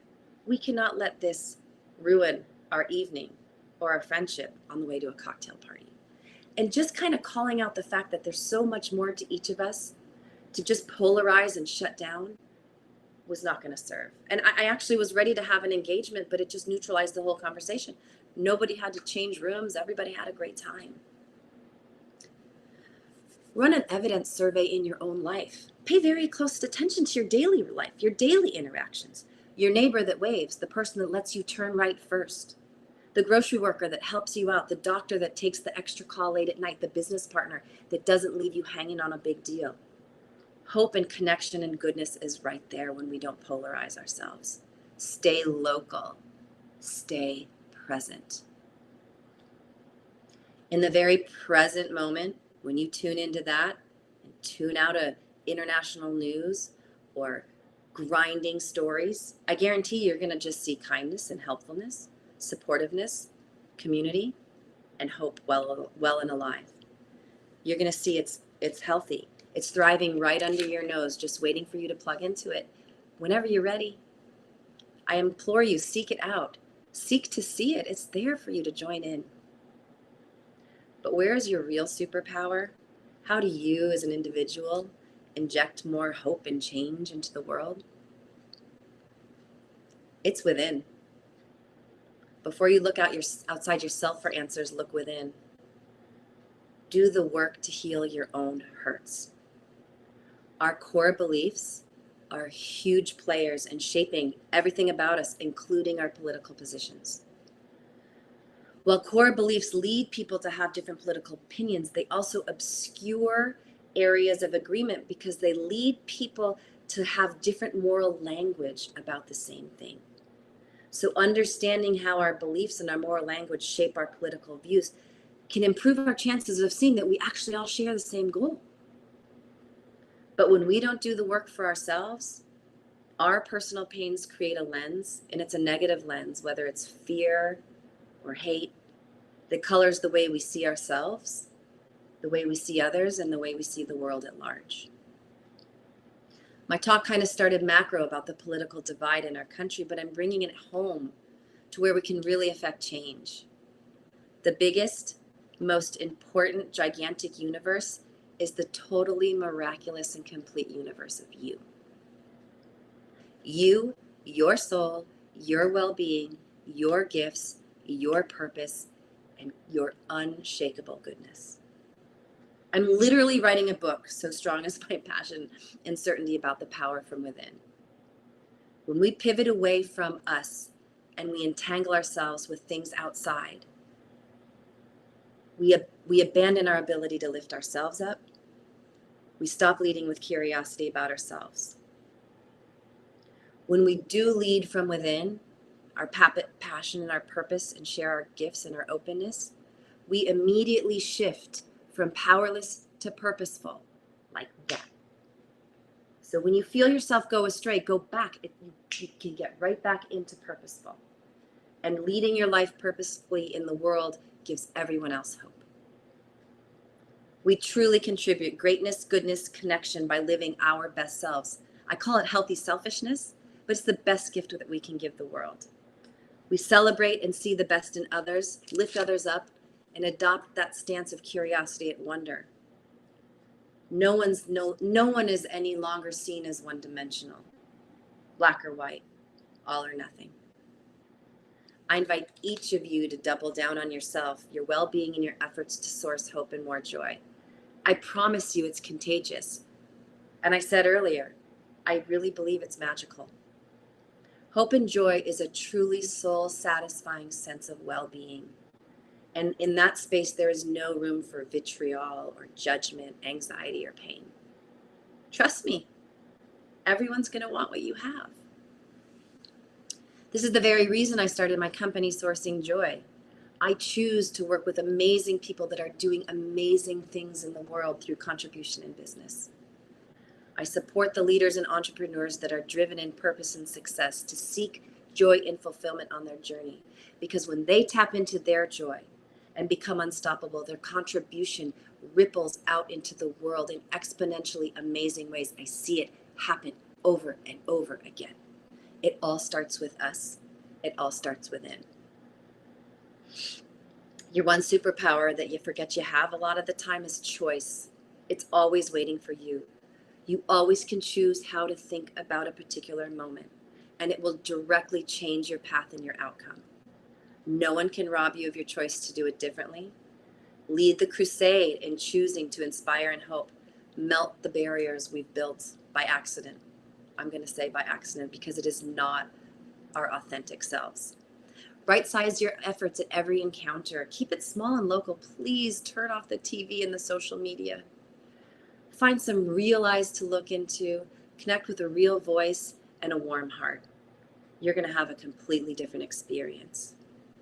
What we all see in the media, it is not humanly possible to experience what happens in Portland or Russia or Florida or Alaska and global warming all at once. But we are bombarded all at once. It's not possible to be there and experience all at once.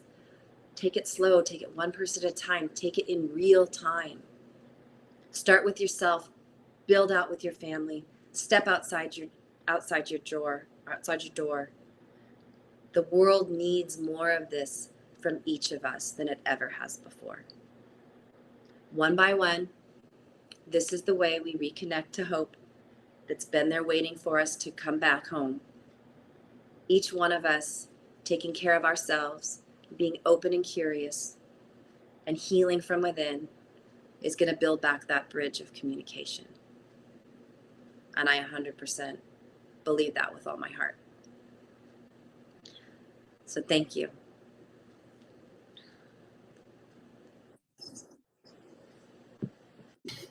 Awesome.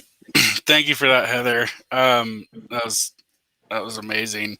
I have a question here from the audience. It says, if the edges are the anchor, which drives the conversation and potential for progress, how do we ensure those perspectives will be passionately covered if we don't take on that responsibility? Meaning holding up the polls. Yeah. So without being political, because that's not my position, the polls are there, but we've all moved to the polls. You know, the entire spectrum is important. We need to also move into the middle. The polls are important, just like the middle. We've lost the middle ground. So that's my point. I'm not saying upend the polls. But difference is important. We have to be able to talk about difference and tolerate difference. We have to be able to meet in the middle and exchange ideas. And if you go back to your poll, that's okay. Awesome. So what would you say is so let's say someone is trying to have a conversation with someone who disagrees with them. What would you say are a couple things you can do or optimal ways you can go about it in order to ease like that tough conversation? I think everybody, okay, I'm just generalizing because it's not everybody, but so many of us are so defensive and ready to be in a fighting position. It's become a habit. It does a lot of damage. So it's really about disarming that tension and anger. And like I spoke earlier, I think our best power is to be curious and not meet that, but ask to learn from that. The best thing we can do is say, you feel really strongly about that. Tell me how you came to understand that, or what supports your belief. I want to learn from you. When we tend to get into these arguments, we're not listening to each other. We're literally writing our little, oh, I've got a rebuttal for that. Oh yeah, I've got a rebuttal. We're not listening. We're writing our response. We're not listening. So I've done it over and over again, and I haven't had it fail yet. If it doesn't end a tense conversation, it continues a productive one. And so lead with curiosity, and don't lead with your point of view or opinion. Ask to learn from them. Yeah, I love that. That reminds me of a story I heard about. There was a guy who, I think there's even a TED Talk on this, but there was a guy who he was a older black man, and he befriended someone who was in the KKK, like as a grandmaster. Yes. And and he actually he didn't try to convince him of anything. He normalized himself to people. They had conversations. He tried to understand him, and after a while, the guy ended up leaving the KKK, and over his life, I think it's been something like 50, 100 people that he's got to leave now, and it's such an incredible point. I think, we think people don't respond to the idea that that there's something wrong with them, you've got to, and that's the problem that's kind of created this, when we demonize the other side, I think. So I love that, be the bridge first is kind of what you said. And that's right. And when we live in those echo chambers, like the white supremacist echo chamber, you're not going to meet the humanity and the beauty and the difference. Right. And so that's a fantastic example. Yeah. We need to seek out the different opinion, not hide from it or hate it. And as a therapist, anyone that comes into my office, there's nothing wrong with anybody that ever comes to my therapist. You can't approach humanity that way. Right. It sets it up for a horrible conversation. Yeah. Yeah. Oh, I love that. Yeah, it's such a key point to what we're, our third theme here, right, of healing the political divide, and as well as I think of empowering community. And there's such a need for this right now, and I really appreciate you coming on here and sharing your thoughts to get it from the perspective of someone who dives into people's brains every day, is amazing. And so yeah, I guess finally, just I know you mentioned Sourcing Joy LLC is your website. Is that the best place for people to learn about you or? Absolutely. They can learn about me there. They can email me at heather@sourcingjoyllc.com as well. Awesome. I love having tough conversations and I love healing hearts. So thank you so much for having me on. Yeah, it was amazing. Always a pleasure. And enjoy your day and the rest of the summit. And thank you for coming on. Really appreciate it. Thank you. Thank you so much. Bye, everyone.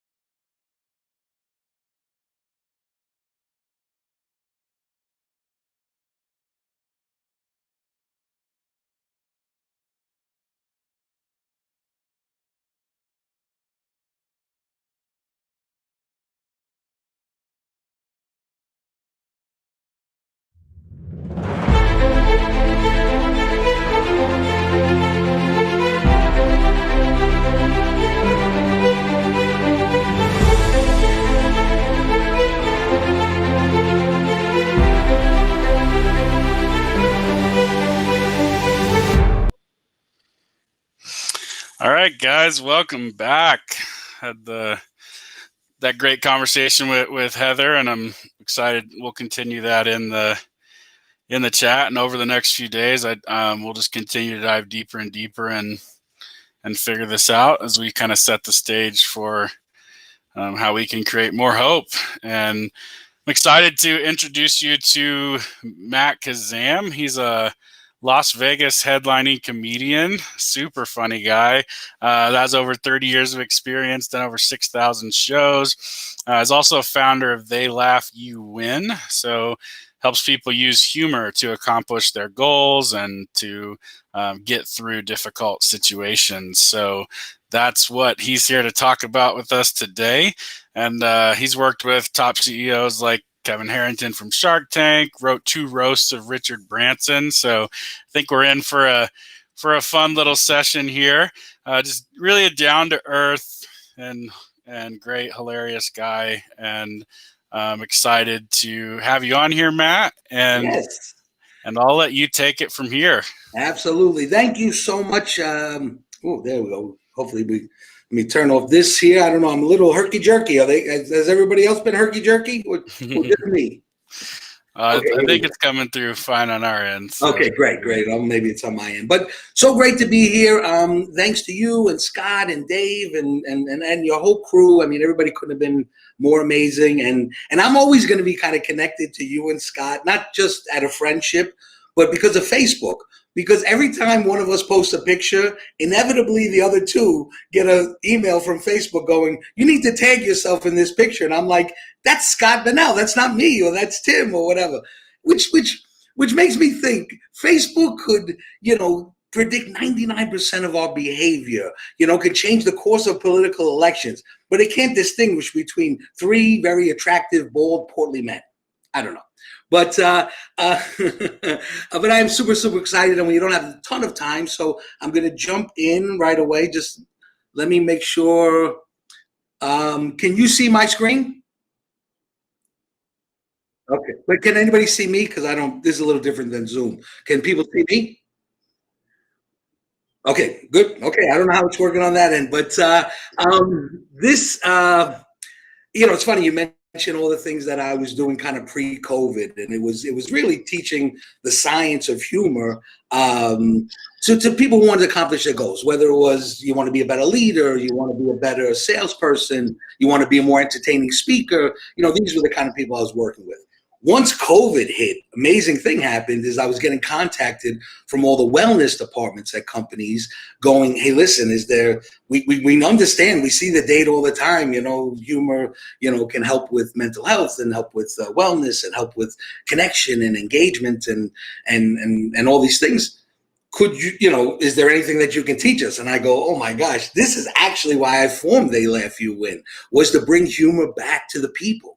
Because there's a lot of misconception about humor, the art form, stand-up comedy, and that versus just humor as part of the human experience, And I think a lot of us are disconnected with the funny that lives inside of us, and that's been really my passion now. So I was so excited when you called, and I'm gonna jump right in. Some people know me, some people don't. Here's a little bit of my story. I pretty much came into this world being able to make people laugh. Now that was by design and blessing, but my father was this insane comedy fan, and he used to play comedy records for me when I was in the womb. So when I got out, when he met me here, because back then they didn't let the dads in the delivery room, my father actually was bowling while I was born. But he comes here and he already sees a difference between me and the other babies. All the other babies are screaming and crying, and I'm just in my bassinet laughing and giggling and playing to an audience that I know is there, but I can't see. And by 3 years old, I'm already doing stand-up comedy shows for the family. At 6, I'm getting paid for it. At 10 years old, my parents take me to Vegas. I see my first comedy show ever, Joan Rivers and Shecky Green at the Riviera. I knew right then that that's what I wanted to do with my life. 35 years later, I get my own show in the same, we're doing so good, in the same room. My clicker wasn't working today, so I got to use my pad. In the same room that I saw the show when I was 10. Pretty amazing story. And then 2 years later, this happens.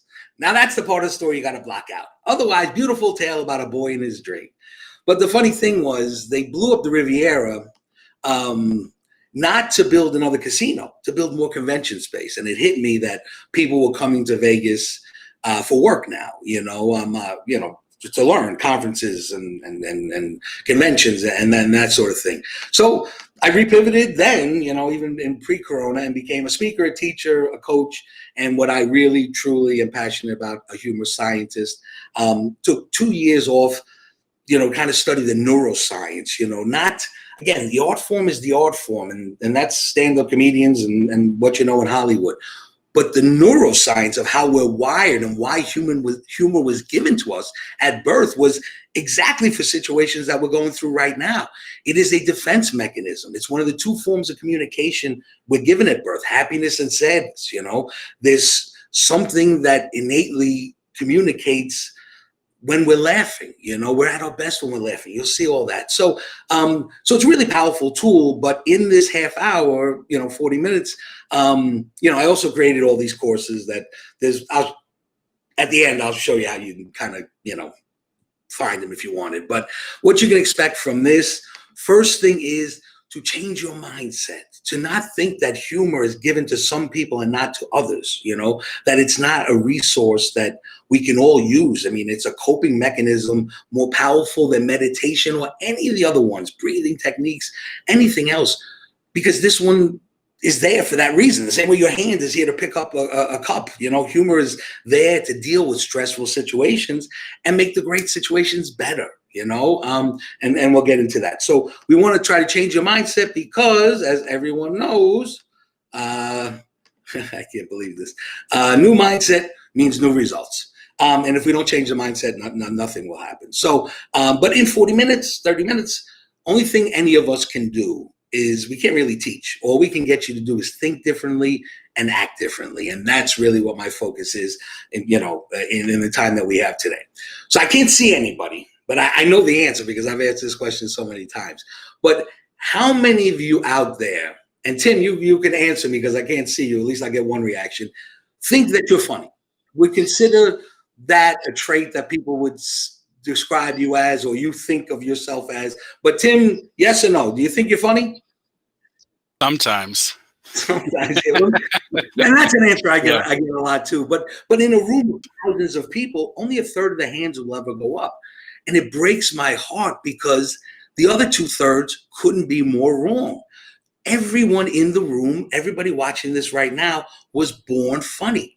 Babies are hilarious. The science and data that speaks to this is literally insane. They tracked it. Children laugh 400 times a day. Adults laugh 3 to 15 times a day. Something happens to us as children. People go, yeah, we get responsible, we get a mortgage, we get all those things. These are things we created to get in our way. But how we're wired as human beings hasn't changed in billions of years. So, we've done something to change, the course of our species and taken this powerful, powerful part of our existence out of the equation. So that's really what the second big thing I want to do today is reconnect everyone with the funny that lives inside of you, so that it is an option, so that, because if we only have two forms of communication, basic form of communication, happiness and sadness, if you're disconnected from happiness, all that's left is fear. All that's left is sadness. That's why humor will increase your emotional intelligence. I'm working on a course now for elementary school students to help them, because remember, it's emotional intelligence. I can choose. This is something I say all the time. We can't control what happens to us, but we certainly 100% can control how we feel about it. But you need to have that club in your bag. You can't just be, like I said, if you've shut down from humor as an option and looking at the lighter side of this and not just going, because it's going to be what it's going to be. It's just the only choice that we have is how we're going to feel about it. And in how we feel about it, we can make it worse or we can make it better. And I'm not just talking about, conceptually it's better because, we're happier, but just how the mind works. Fear is it's kind of like alcohol maybe versus weed. One is a depressant, one is a mind expanding, drug. They're not the same. So at the end you may be feeling something, but looking to humor and stimulating the brain's problem-solving part of it, it's a much better place to be in stressful situations, which, as you're going to find during this, humor exists in every stressful place on earth. Emergency room, military, courthouse. I've studied all this. In little villages and communities where bonding and community really, really matter, humor exists 24/7. They're all laughing all day long. It's just for some reason, because of political correctness, we've taken humor out of the equation. And I'm going to give you some tips and ways to avoid the small negatives, if there are, with humor. But this is a big one with emotional intelligence. And one thing I want you to think about, we're at our best and feel our safest, which is huge, because two big problems in the world: people's emotional intelligence isn't what it should be, I believe, because of this. And they also don't feel emotionally safe. People don't feel safe many places, and then that's not a good thing. But when you're laughing, nobody's, except for nervous laughter, maybe, there might be some of that. But for the most part, when we're laughing, we're at our best, and I'll give you the data to support that. So now, by changing that mindset, maybe looking to humor, and certainly they call it a funny bone. It's really a funny muscle, which is good for us because it means we can work on it and we can make it stronger. I'm going to give you all the science that you need in joke writing and teach you how to write jokes and become, better storytellers and all that. But we at least need it to be an option. So here's why to do it. Again, it stimulates both hemispheres of the brain, encourages clarity. Think about bad times. That's what we're all looking for: clarity and better problem-solving ability. Also, all the things that we know. The great thing is I'm not teaching coding or physics here. Everything I'm teaching you, intuitively, every person out there knows. It's just we have to change the mindset. We have to understand it differently, and then give you some tools and tips and some coaching so that you can start applying it to your day-to-day. So it increases joy, zest for life. It decreases anxiety and fear. Normal, relieves stress, improves the mood, and by raising the emotional intelligence, increases and enhances that resilience. We can pretty much deal with anything when we have more options, So that's that. But that's just from a mental health standpoint. From a wellness standpoint, again, releases endorphins, everything we know. We feel better. Nobody ever went to bed ever thinking, you know what, I think I laughed too much today. That just doesn't happen. Releases endorphins, reduces stress, helps relieve pain. Amazing. Lowers blood pressure, blood flow, boosts the immune system, lowers blood sugar, fights anxiety, cardiovascular health, all these things. I mean, it's one of my favorite things at a show, to watch people physically beaten up by my laughter, by the words that I've done to them. And by laughing, they're like, got aches and pains and things like that. But that means that they've literally almost been through a workout. And I always say it's like making somebody orgasm 400 times without even touching them. It's that powerful and that amazing. But also, since we have a lot of entrepreneurs, from a culture standpoint, and this could be culture in organizations, teams, the businesses, whatever it may be, but reintroducing humor in there. And again, going, oh my gosh, I hear this from so many, again, I'm not always dealing with the most enlightened, they go, oh, we can't let them tell jokes because what if they're a racist? If they're a racist, it's going to come out some other way anyway. Who cares? Why are you throwing the baby out with the racist? It doesn't make any sense to me. And that's the strategy of what I'm doing now is if I'm going to reintroduce it into, these organizations, I've got to give them some blueprints, some sort of, rules to kind of follow so that doesn't happen. But I also don't believe it's happening in society as much anymore because people are more enlightened, and they're not that way. And if anything, like I said, it show its face in another way. But the reason to do it is all off the charts. It's everything. First of all, their mental health is going to be better. Their wellness is going to be better. They're going to feel emotionally safe. They're going to feel valued. This is going to be important. COVID came in and changed, my business model and a lot of people's.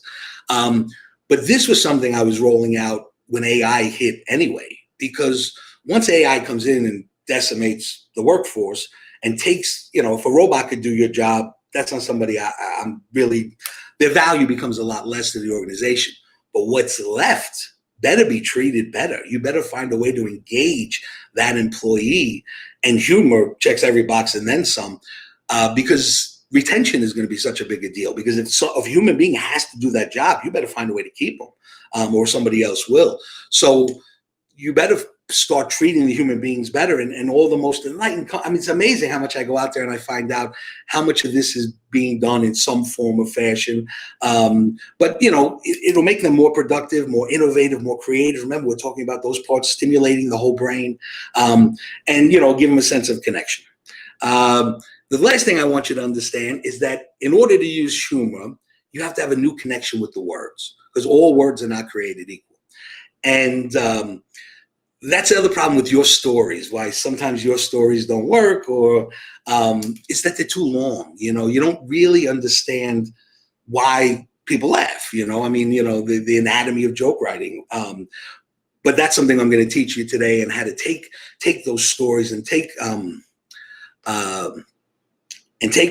those experiences in life, and be able to now, really in real time weed them down, and be able to tell them if that's a situation, but also just go home and create this content. Because the one thing you'll find is the people out there already using humor understand this, again, intuitively, but they tell those stories the same way every single time, just like a comedian. The reason I know my act will work every single time, I got one today at 3:00. I got to do a virtual hour-long comedy show. But the reason I know it'll work is that I know the pacing. I know how to tell that story. I know how to tell those jokes. They're told the same way every single time, which is the science. It can be replicated and duplicated. Because I really do feel that people give comedians way too much credit. And not Russell. It has nothing to do with Russell. I love this picture. But you give comedians way too much credit. All we know how to do is do the job. But the real fuel for humor lives inside of all of you. Most comedians, they talk about either they pick at the wounds, Trump or society or politics, or airlines or Chipotle or Ramada, because they don't have what you have, a real life. They really don't. Most of them don't. After I had a kid, my act blew up in a way that I couldn't imagine, because now I was starting to live more of a life that most people live. And you're going to find out in a minute, people laugh for two reasons: that is superiority and commonality. But once you have more in common with people, that's more connection, more engagement, makes you more powerful. And that's what I say, is that, if you understood it more and you look to it more and you change the mindset, you realize that embracing humor is a lot easier than you think. And why it works so well, I mean, again, we're talking now kind of about you using it on you, but hopefully what will happen is, once I reconnect you with the sense of humor, you'll start being funnier and start engaging people more and making them feel better, and then they'll start doing it, and that's the impact that we could have. But humor is based in empathy. In order for me to make you laugh, outside of some nervous laughter that's based on social taboos, if I'm up there cursing all the time, you'll see a lot of people in the entrepreneurial world have found out this trick, and they're beating it to death. But if I start cursing, people are not supposed to curse in front of other people. I mean, it's like a social taboo. So what happens is, when you start up there cursing, the nervous energy, and laughter can be just the release of nervous energy, but it has no power. That's why I say, once you understand where the real human experience, human behavior part lives in commonality, because that's what humor was given to us for. It was also given to us to deal with stressful situations, but really it's the other 90% of the time that brings us together. So, understanding that even if you try to make somebody laugh, if it's done based on what we have in common, you get credit for the attempt. I mean, it's that powerful, because I had to think about you as you. So now we're going to get into this. Why people laugh? Only two reasons. So, and I think understanding, how this all works, because I think, a lot of people go, it's got to be, this is this misconception too. You can't teach people how to be funny. They say it all the time. I go, no, you can't teach people how to be funny. I'm doing this since I'm 3. And I figured out all of these things. And then, that's why my entrepreneur stand-up challenges do so well, because I've broken it down. And then, yes, you can take it to the stage, or you could just take it to the dinner table, or take it to the boardroom, or take it, wherever you want to go. So I'll give you real quick. This is how you can avoid telling jokes that hurt people and don't have the outcome anybody wants. If there's a victim in the joke and it's not you, don't tell it. Don't let it. I don't care. Don't tell it. Okay. So when it comes to people, and there is that aspect of it, don't tell it. But when it comes to things, then superiority is great. Why is this, new phone better than a flip phone? And you keep, there's lots of jokes that you can make there, compare and contrast, the differences between a much, much superior product to something else. Where you draw the line, and really it is just about all of this in society today. It's just about drawing these lines and understanding why the lines exist. Is once you start to get into the person who might own the flip phone and why they might still own a flip phone in 2020. And then that's where you draw the line and go, I'm not going to go into it. But where the real power lives, where what's going to save us is our humanity, is in commonality. What makes us all the same, and that's in a COVID and a post-COVID world. Eventually, all that's been done to us is going to have to be unpacked. And it's in taking those stories and knowing that, people always say, well, how can I start using humor right away? I go, well, first of all, when something bad happens or stressful times happen, always think it could be worse. If you just take that perspective and go, it could be worse, and then also go, I'm not going through this alone. Every other, other people are going through the exact same thing. That takes the fear out of it, takes the power away from the negative, and at least laughter, if nothing else, changes your mood, all those other things. That's a win, but leaders and business owners and using humor to tell your story and engage and connect and convert and all those things, it also has tremendous power there, but not necessarily what we're here to talk about today. So other people, cultural anthropologists, this is why you want the goal to be laughter, because it means that people are comfortable with you. It means they trust you. I hate when I hear this all the time from these digital marketers. It takes 17 interactions to gain somebody's trust. I'm like, yeah, well, you can make them laugh once. That's the power of laughter. It depends on, again, is it a chuckle, or did you really connect with those people and think about them and what we have in common, again, knowing that, now we can kind of transfer into joke writing and go, okay, he wants me to be funnier. I get it. I want to be in a better mood. I want my blood pressure to go down. I understand all that stuff, but it has to be tangible. Okay, so here we go. First thing you want to do is, and I'll tell you why a lot of people are not successful when they try to write comedy, is that they write like this. They write in the computer. Okay. You gotta, first of all, Hemingway said this: write drunk, edit sober. Get outside of your head. Go outside with a glass of wine or a joint in one hand and a pen in the other, and use the basic human, skill that we have. But it also unlocks the subconscious. It lets the mind know that you're trying to be creative, and this just doesn't do it. So pen in hand always, to start off. I'm not saying later on you can't type it up, and then have a computer version of it, but its genesis should be from pen in hand. Then the great thing is, for as much as it's about empathy and eventually thinking about the audience, as you mind for what's funny, and really go that, you're going to have to strategically go into the subconscious and extract these stories. There's so much inside of you that we don't even remember, and something will happen and bring it up. But when we're mining for material with a pen in hand, a little alcohol, something going on, people watching, whatever you're going to do, you're going in there. But know that it's not a quick process. It really is a journey from thought to thought to thought to emotion, and trying to block out the emotions and really focus on the extraction of your life and your experiences and the nuance of that. But most people just go in there and think it's just a quick deep dive, and then you're going there. But it's like, I thought of this, then what does that make you think of? And go down that wormhole. And then once you've extracted it, then you think about the audience and how can I massage this material to get the reaction I want from this audience. And for me, the strategic, uses, not organic uses necessarily, even though there's some of that too, but the strategic intentional uses of humor are just about math for me. What are the variables? What do I know about this audience? Then taking that and then trying to go back and find some experiences and relatable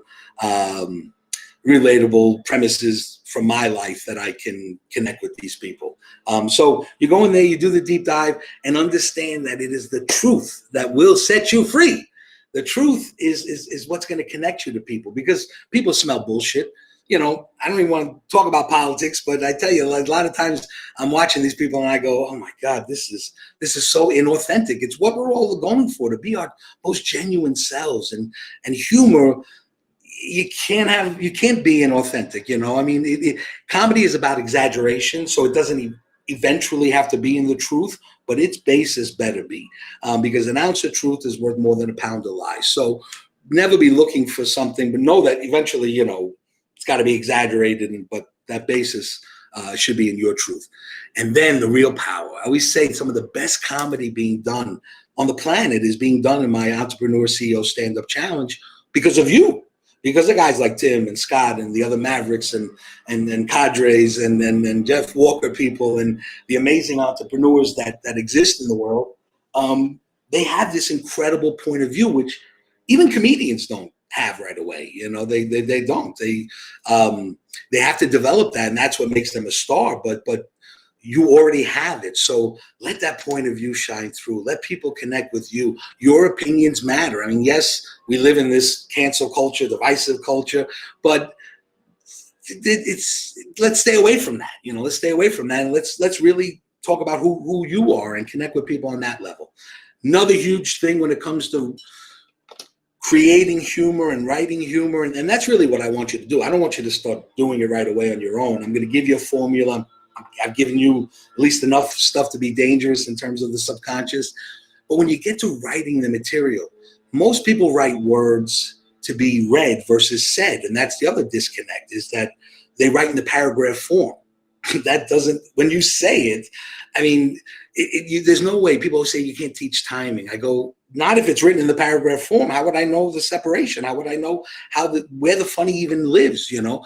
So, you know, think about this. When you're writing humor that you're going to tell to people, jokes to tell to people, you're writing dialogue for yourself, just like a movie. So when you see a movie, it's not written in the paragraph form. It's just the sentence that they have to say. And so I want you to break out each part of it, because that's where timing is possible, you know, because if it's in the paragraph form, you just read it, you'll say it, and then you'll be like, oh, that was the punchline. You're like, it sounded like everything else. And that, some of that is cadence. And again, only so much we can teach here, but write material to be said versus read, and try to write in dialogue versus, and I'll show you in a second. Really simple formula. This is long form stand-up formula. Most comedy is just set up punchline, or some story in there that, but if you break it out like this, first of all, I changed the colors so that my mind sees the separation. You know, now I just think in those colors, but you want the setup, describe the situation, punchline, tagline, throwaway line. And why this is good is that, you know, when you start doing your deep dive and then you bring back the premise, then you just kind of list out what's funny about that premise, okay? So that, you know, in the other case of stand-up, you'd have to pick one of those punchlines. You come up with 4 or 5 funny things to say, take 3 of them, and then, you know that you can use all 3. But, you know, it's really in the delivery. So, you know, I have a joke. Have you seen the toys kids get to play with now? They got good toys now. Virtual reality, DVD, CD-ROM, computer games. And all they ever do is say they're bored. They don't know what bored is. You spend all day in your room with a freaking Etch-a-Sketch. That's bored. You spend a rainy day with a light bright. That's as bored as it gets right there. What a piece of junk this is. Why doesn't somebody kill me? I'd rather be in school. So when you write it out like this, something called wasted motions, which is what your stories have. There are things in your story that don't need to be there. And if you get them out and you apply this formula, you can really start to be dangerous, because those stories will be shorter, because it really is about getting down to as few words as possible and becoming a wordsmith and going, you know what, there's a funnier word. There's always a funnier word. I've spent my life searching for a funnier word. Every comedian will tell you. But you know what? What comedians are great at is making that initial choice, which the layman isn't, you know. You're like, oh, I think this is funny. Make a choice, pick something, because once you've made the choice, then I can always punch it up and always, you know, it can be alive. But until, you know, it's not a thought anymore, an actual piece of content, there's not much you can do. But look at this. When you write it like this, any wasted motions would jump off the page. You'd be able to see them. And I think you kind of heard as I was delivering it how my voice changed. And we have like 2 more minutes, so I think we're almost going to hit the number. And I hope you're getting a lot out of this. In joke writing, editing is everything. Get down to what's funny. Anything that doesn't need to be there, get it out. Because we're also thinking about, I'm doing, a 90-minute show, 75-minute shows sometimes. So eliminating wasted motions, the sum of those wasted motions at the end of a set is what becomes draining. But if you can take them out and put more funny in, put more impact in, put more, connection in there instead of just words to fill the time, you become really, really powerful. In joke telling, timing is everything. But if you've broken out the formula, you've understood that even as I was telling that joke, you heard my voice change, that at least the punchline has to be told with a different inflection, okay? So much so that if I digitize my students' sets, I should be able to see where the punchlines are. And that's just a way, like, you can have a nonverbal cadence. Johnny Carson used to go like this when he delivered a punchline. But when you inflect your voice differently and using that same science to go, hey, listen, if that works for the punchline, it probably just works for, what I call an impact statement in your talks or something. But the nuance of the inflection of our voices really matter, and it's really dialed into the subconscious and how we're programmed. So Carlin, if you want to study editing, that guy, forget about his politics and his lifestyle.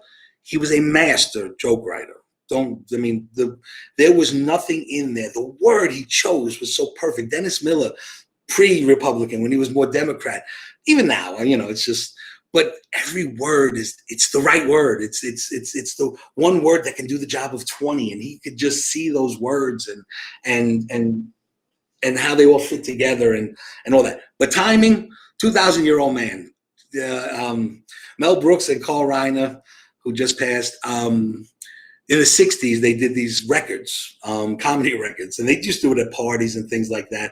But it's very much like this. There was an audience listening at some point, but they weren't live and in front of them. But watching them deliver this material, it taught me timing. And these were the records my father played for me when I was in the womb. So I hit the number somehow. I think we're right at noon. We might have time for a few questions. I think we do. I'm going to stop sharing, Tim, because I'm done. Yeah, we're good. Awesome. Well, thank you so much for all of that. That was incredible. I have just a couple questions for you here. Sure. You talked about creating like commonality versus superiority, and I definitely love what you said about about the joke. The joke shouldn't be about anyone else; it should be about you. And I think it's so important. Heather before us talked a little bit about how to. She's a psychologist, talked about a little bit how to have tough conversations with people. And I think layering in, some humor to that in a way that connects through the commonalities there, like is such a big, powerful combo. So how would you go about, like, let's say you had someone who like believed differently than you, what would you do to find the commonality? Like, what would you... Oh, on the other side, because they go away from and completely steer away from the elephant in the room that's going, okay, is it politics? Is it this? Because again, these are all things that we created to divide us, Right. But if you look at other cultures, how they use humor, it's only to celebrate us and bring us together. And so trying to use humor to convince them of your opinion because you think their opinion is wrong is not what I'm trying to teach here. What I'm trying to teach here is to go, let them have their opinion. Who cares? Both sides are crooked. Here you are fighting with, and these two knuckleheads are the guys you're defending. I know it's deeper than all that, but I think we have to stop looking to governments to solve our problems. If we start trying to help each other and engage each other and be happy with each other, if you're looking to the government to make you happier, you're out of your friggin' mind anyway. So what do I know about this person? And really, the fact that we're all in this crazy world, either way, you don't have to pick a side. We have to live in this crazy world where we're so divided. So what we have in common is the playing field, is the landscape. and then looking to pick something there. But you can always, I always tell my students, make a choice and then walk it back if you have to. But don't let that choice come out of your head first. So we walk it back and we go, okay, you know what? That's one choice of how I can connect with them. But you know what? He's a golfer, or we're both accountants, or something like that. That's totally away from that, because then it's like I teach everyone at the end of all my courses how I got out of over 20 speeding tickets, because you want to talk about a different opinion. The cop's walking up to the car with a much different opinion than I have. He wants to give me the ticket. I don't want the ticket. Okay, but I know I can take this negative situation. If I throw more negative at it, it's only gonna, only in math, the two negatives equal positive. It's gonna make it more negative. But if I can connect with the guy, mostly it's guys. I mean, but there's women have been women police. I don't want to be sexist or anything, but my memories are mostly of male police officers. But I know that the officer's not gonna let me off, but Jim might. So I look to see, does he have a wedding ring? How old is he? And then the other thing I do is I tell him the truth. It freaks him out. But really, he's so used to people trying to lie to him. And let's go. You're not going to be the guy today that gets out of a ticket because you lied. You might be one of the bunch of people they let off because you connected with them. And I tell them the truth, because my life is always, I got a 5-year-old because I'm 52 and I'm a genius. And, so I literally find something to connect with him about in real time. But it's also because I don't go looking to the politics part of it. I'm looking always to the human part of it. So knowing that you can be in control of this and try to, make that connection, but it may take a few seconds to think about it, and always, you may want to, like if you're speaking at an event and you want to try to use humor, like in an event like this, go look at the dais, look at what the offer is, what they're promising, and try to put your mind in the head of the audience and go, what's my best way to make a deep, powerful connection? I so love that that way of just remembering that we're all human, and trying to connect, not over our ideals, not over like who we profess our values we profess, but on the fact that we're all innately human. We're all none of us getting out of this alive, so we might as well make the time we have here better. And however, as we all know, like they only promise us the pursuit of happiness. They never promise you the actual happiness, But in your world, and that's what I love about the entrepreneurial world, and why I will take a bullet for any one of you folks, is that in this world we can make it be whatever we want. And that's the thing, is that all this external stuff, it's not there to help us. It's only there to divide us. However, comedian, I've been around. My job's been around since the caveman. There was some schmuck that got up in front of the fire and looked at that. And most comedians have an incredibly high emotional intelligence, because we can take the emotion out of it in order to write the joke. So I think that's really what you have to do, is that, oh my God, Thanksgiving's coming up. Oh my, what a nightmare. I mean, we thought it couldn't get any worse. Like, oh my God, Thanksgiving. First of all, I don't know, we're going to be social distancing. Everybody's going to, sitting at the kids' table won't be a bad thing now. Bring your own food. But, we're going to have to be around people more, and eventually we're going to have to go back to normal. And I'd look to go back to a better normal. A more engaging normal, where for as much as we've been told that we're different, we're more alike than any other animal on the planet. And you'll walk down the street, somebody else will walk down, they won't even acknowledge you. Right. I mean, we have to fix all of this.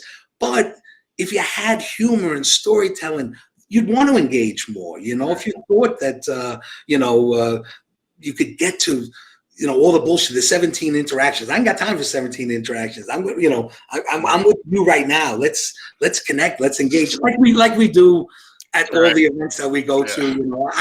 That's amazing, bald guys, right? I don't think it should be limited to us, right? Everybody should be able to enjoy and feel safe and feel connected, because I see all these commercials from Hollywood people. Oh, in their Malibu estate on top of a cliff, we're all in this together. The hell we are. That's not how you're going to engage me. Find a way to connect with me, and they're not. They think just their fame is what's going to connect, but for the rest of us, you don't need fame. You're famous as a human, and that should be enough for another human. So, and humor is the way to go, I think. I love that. Yeah. Well, thank you so much. Sure, Robert, anytime. Yeah, real quick, where can if someone wants to find out more about your work or more about you, or see you live, where can they do that? Yeah, live we may have to wait, but I am as soon as I can. I'm bringing the show back here in Vegas, and I'll be at Jimmy Kimmel's Comedy Club. So if there are shows, and we have no shows now, but I'm also bringing the Entrepreneur Stand-Up Challenge. We were doing it on Broadway. We're now going to bring it here to Vegas, and I'm adding a day and a half of it. It's going to be this amazing comedy experience.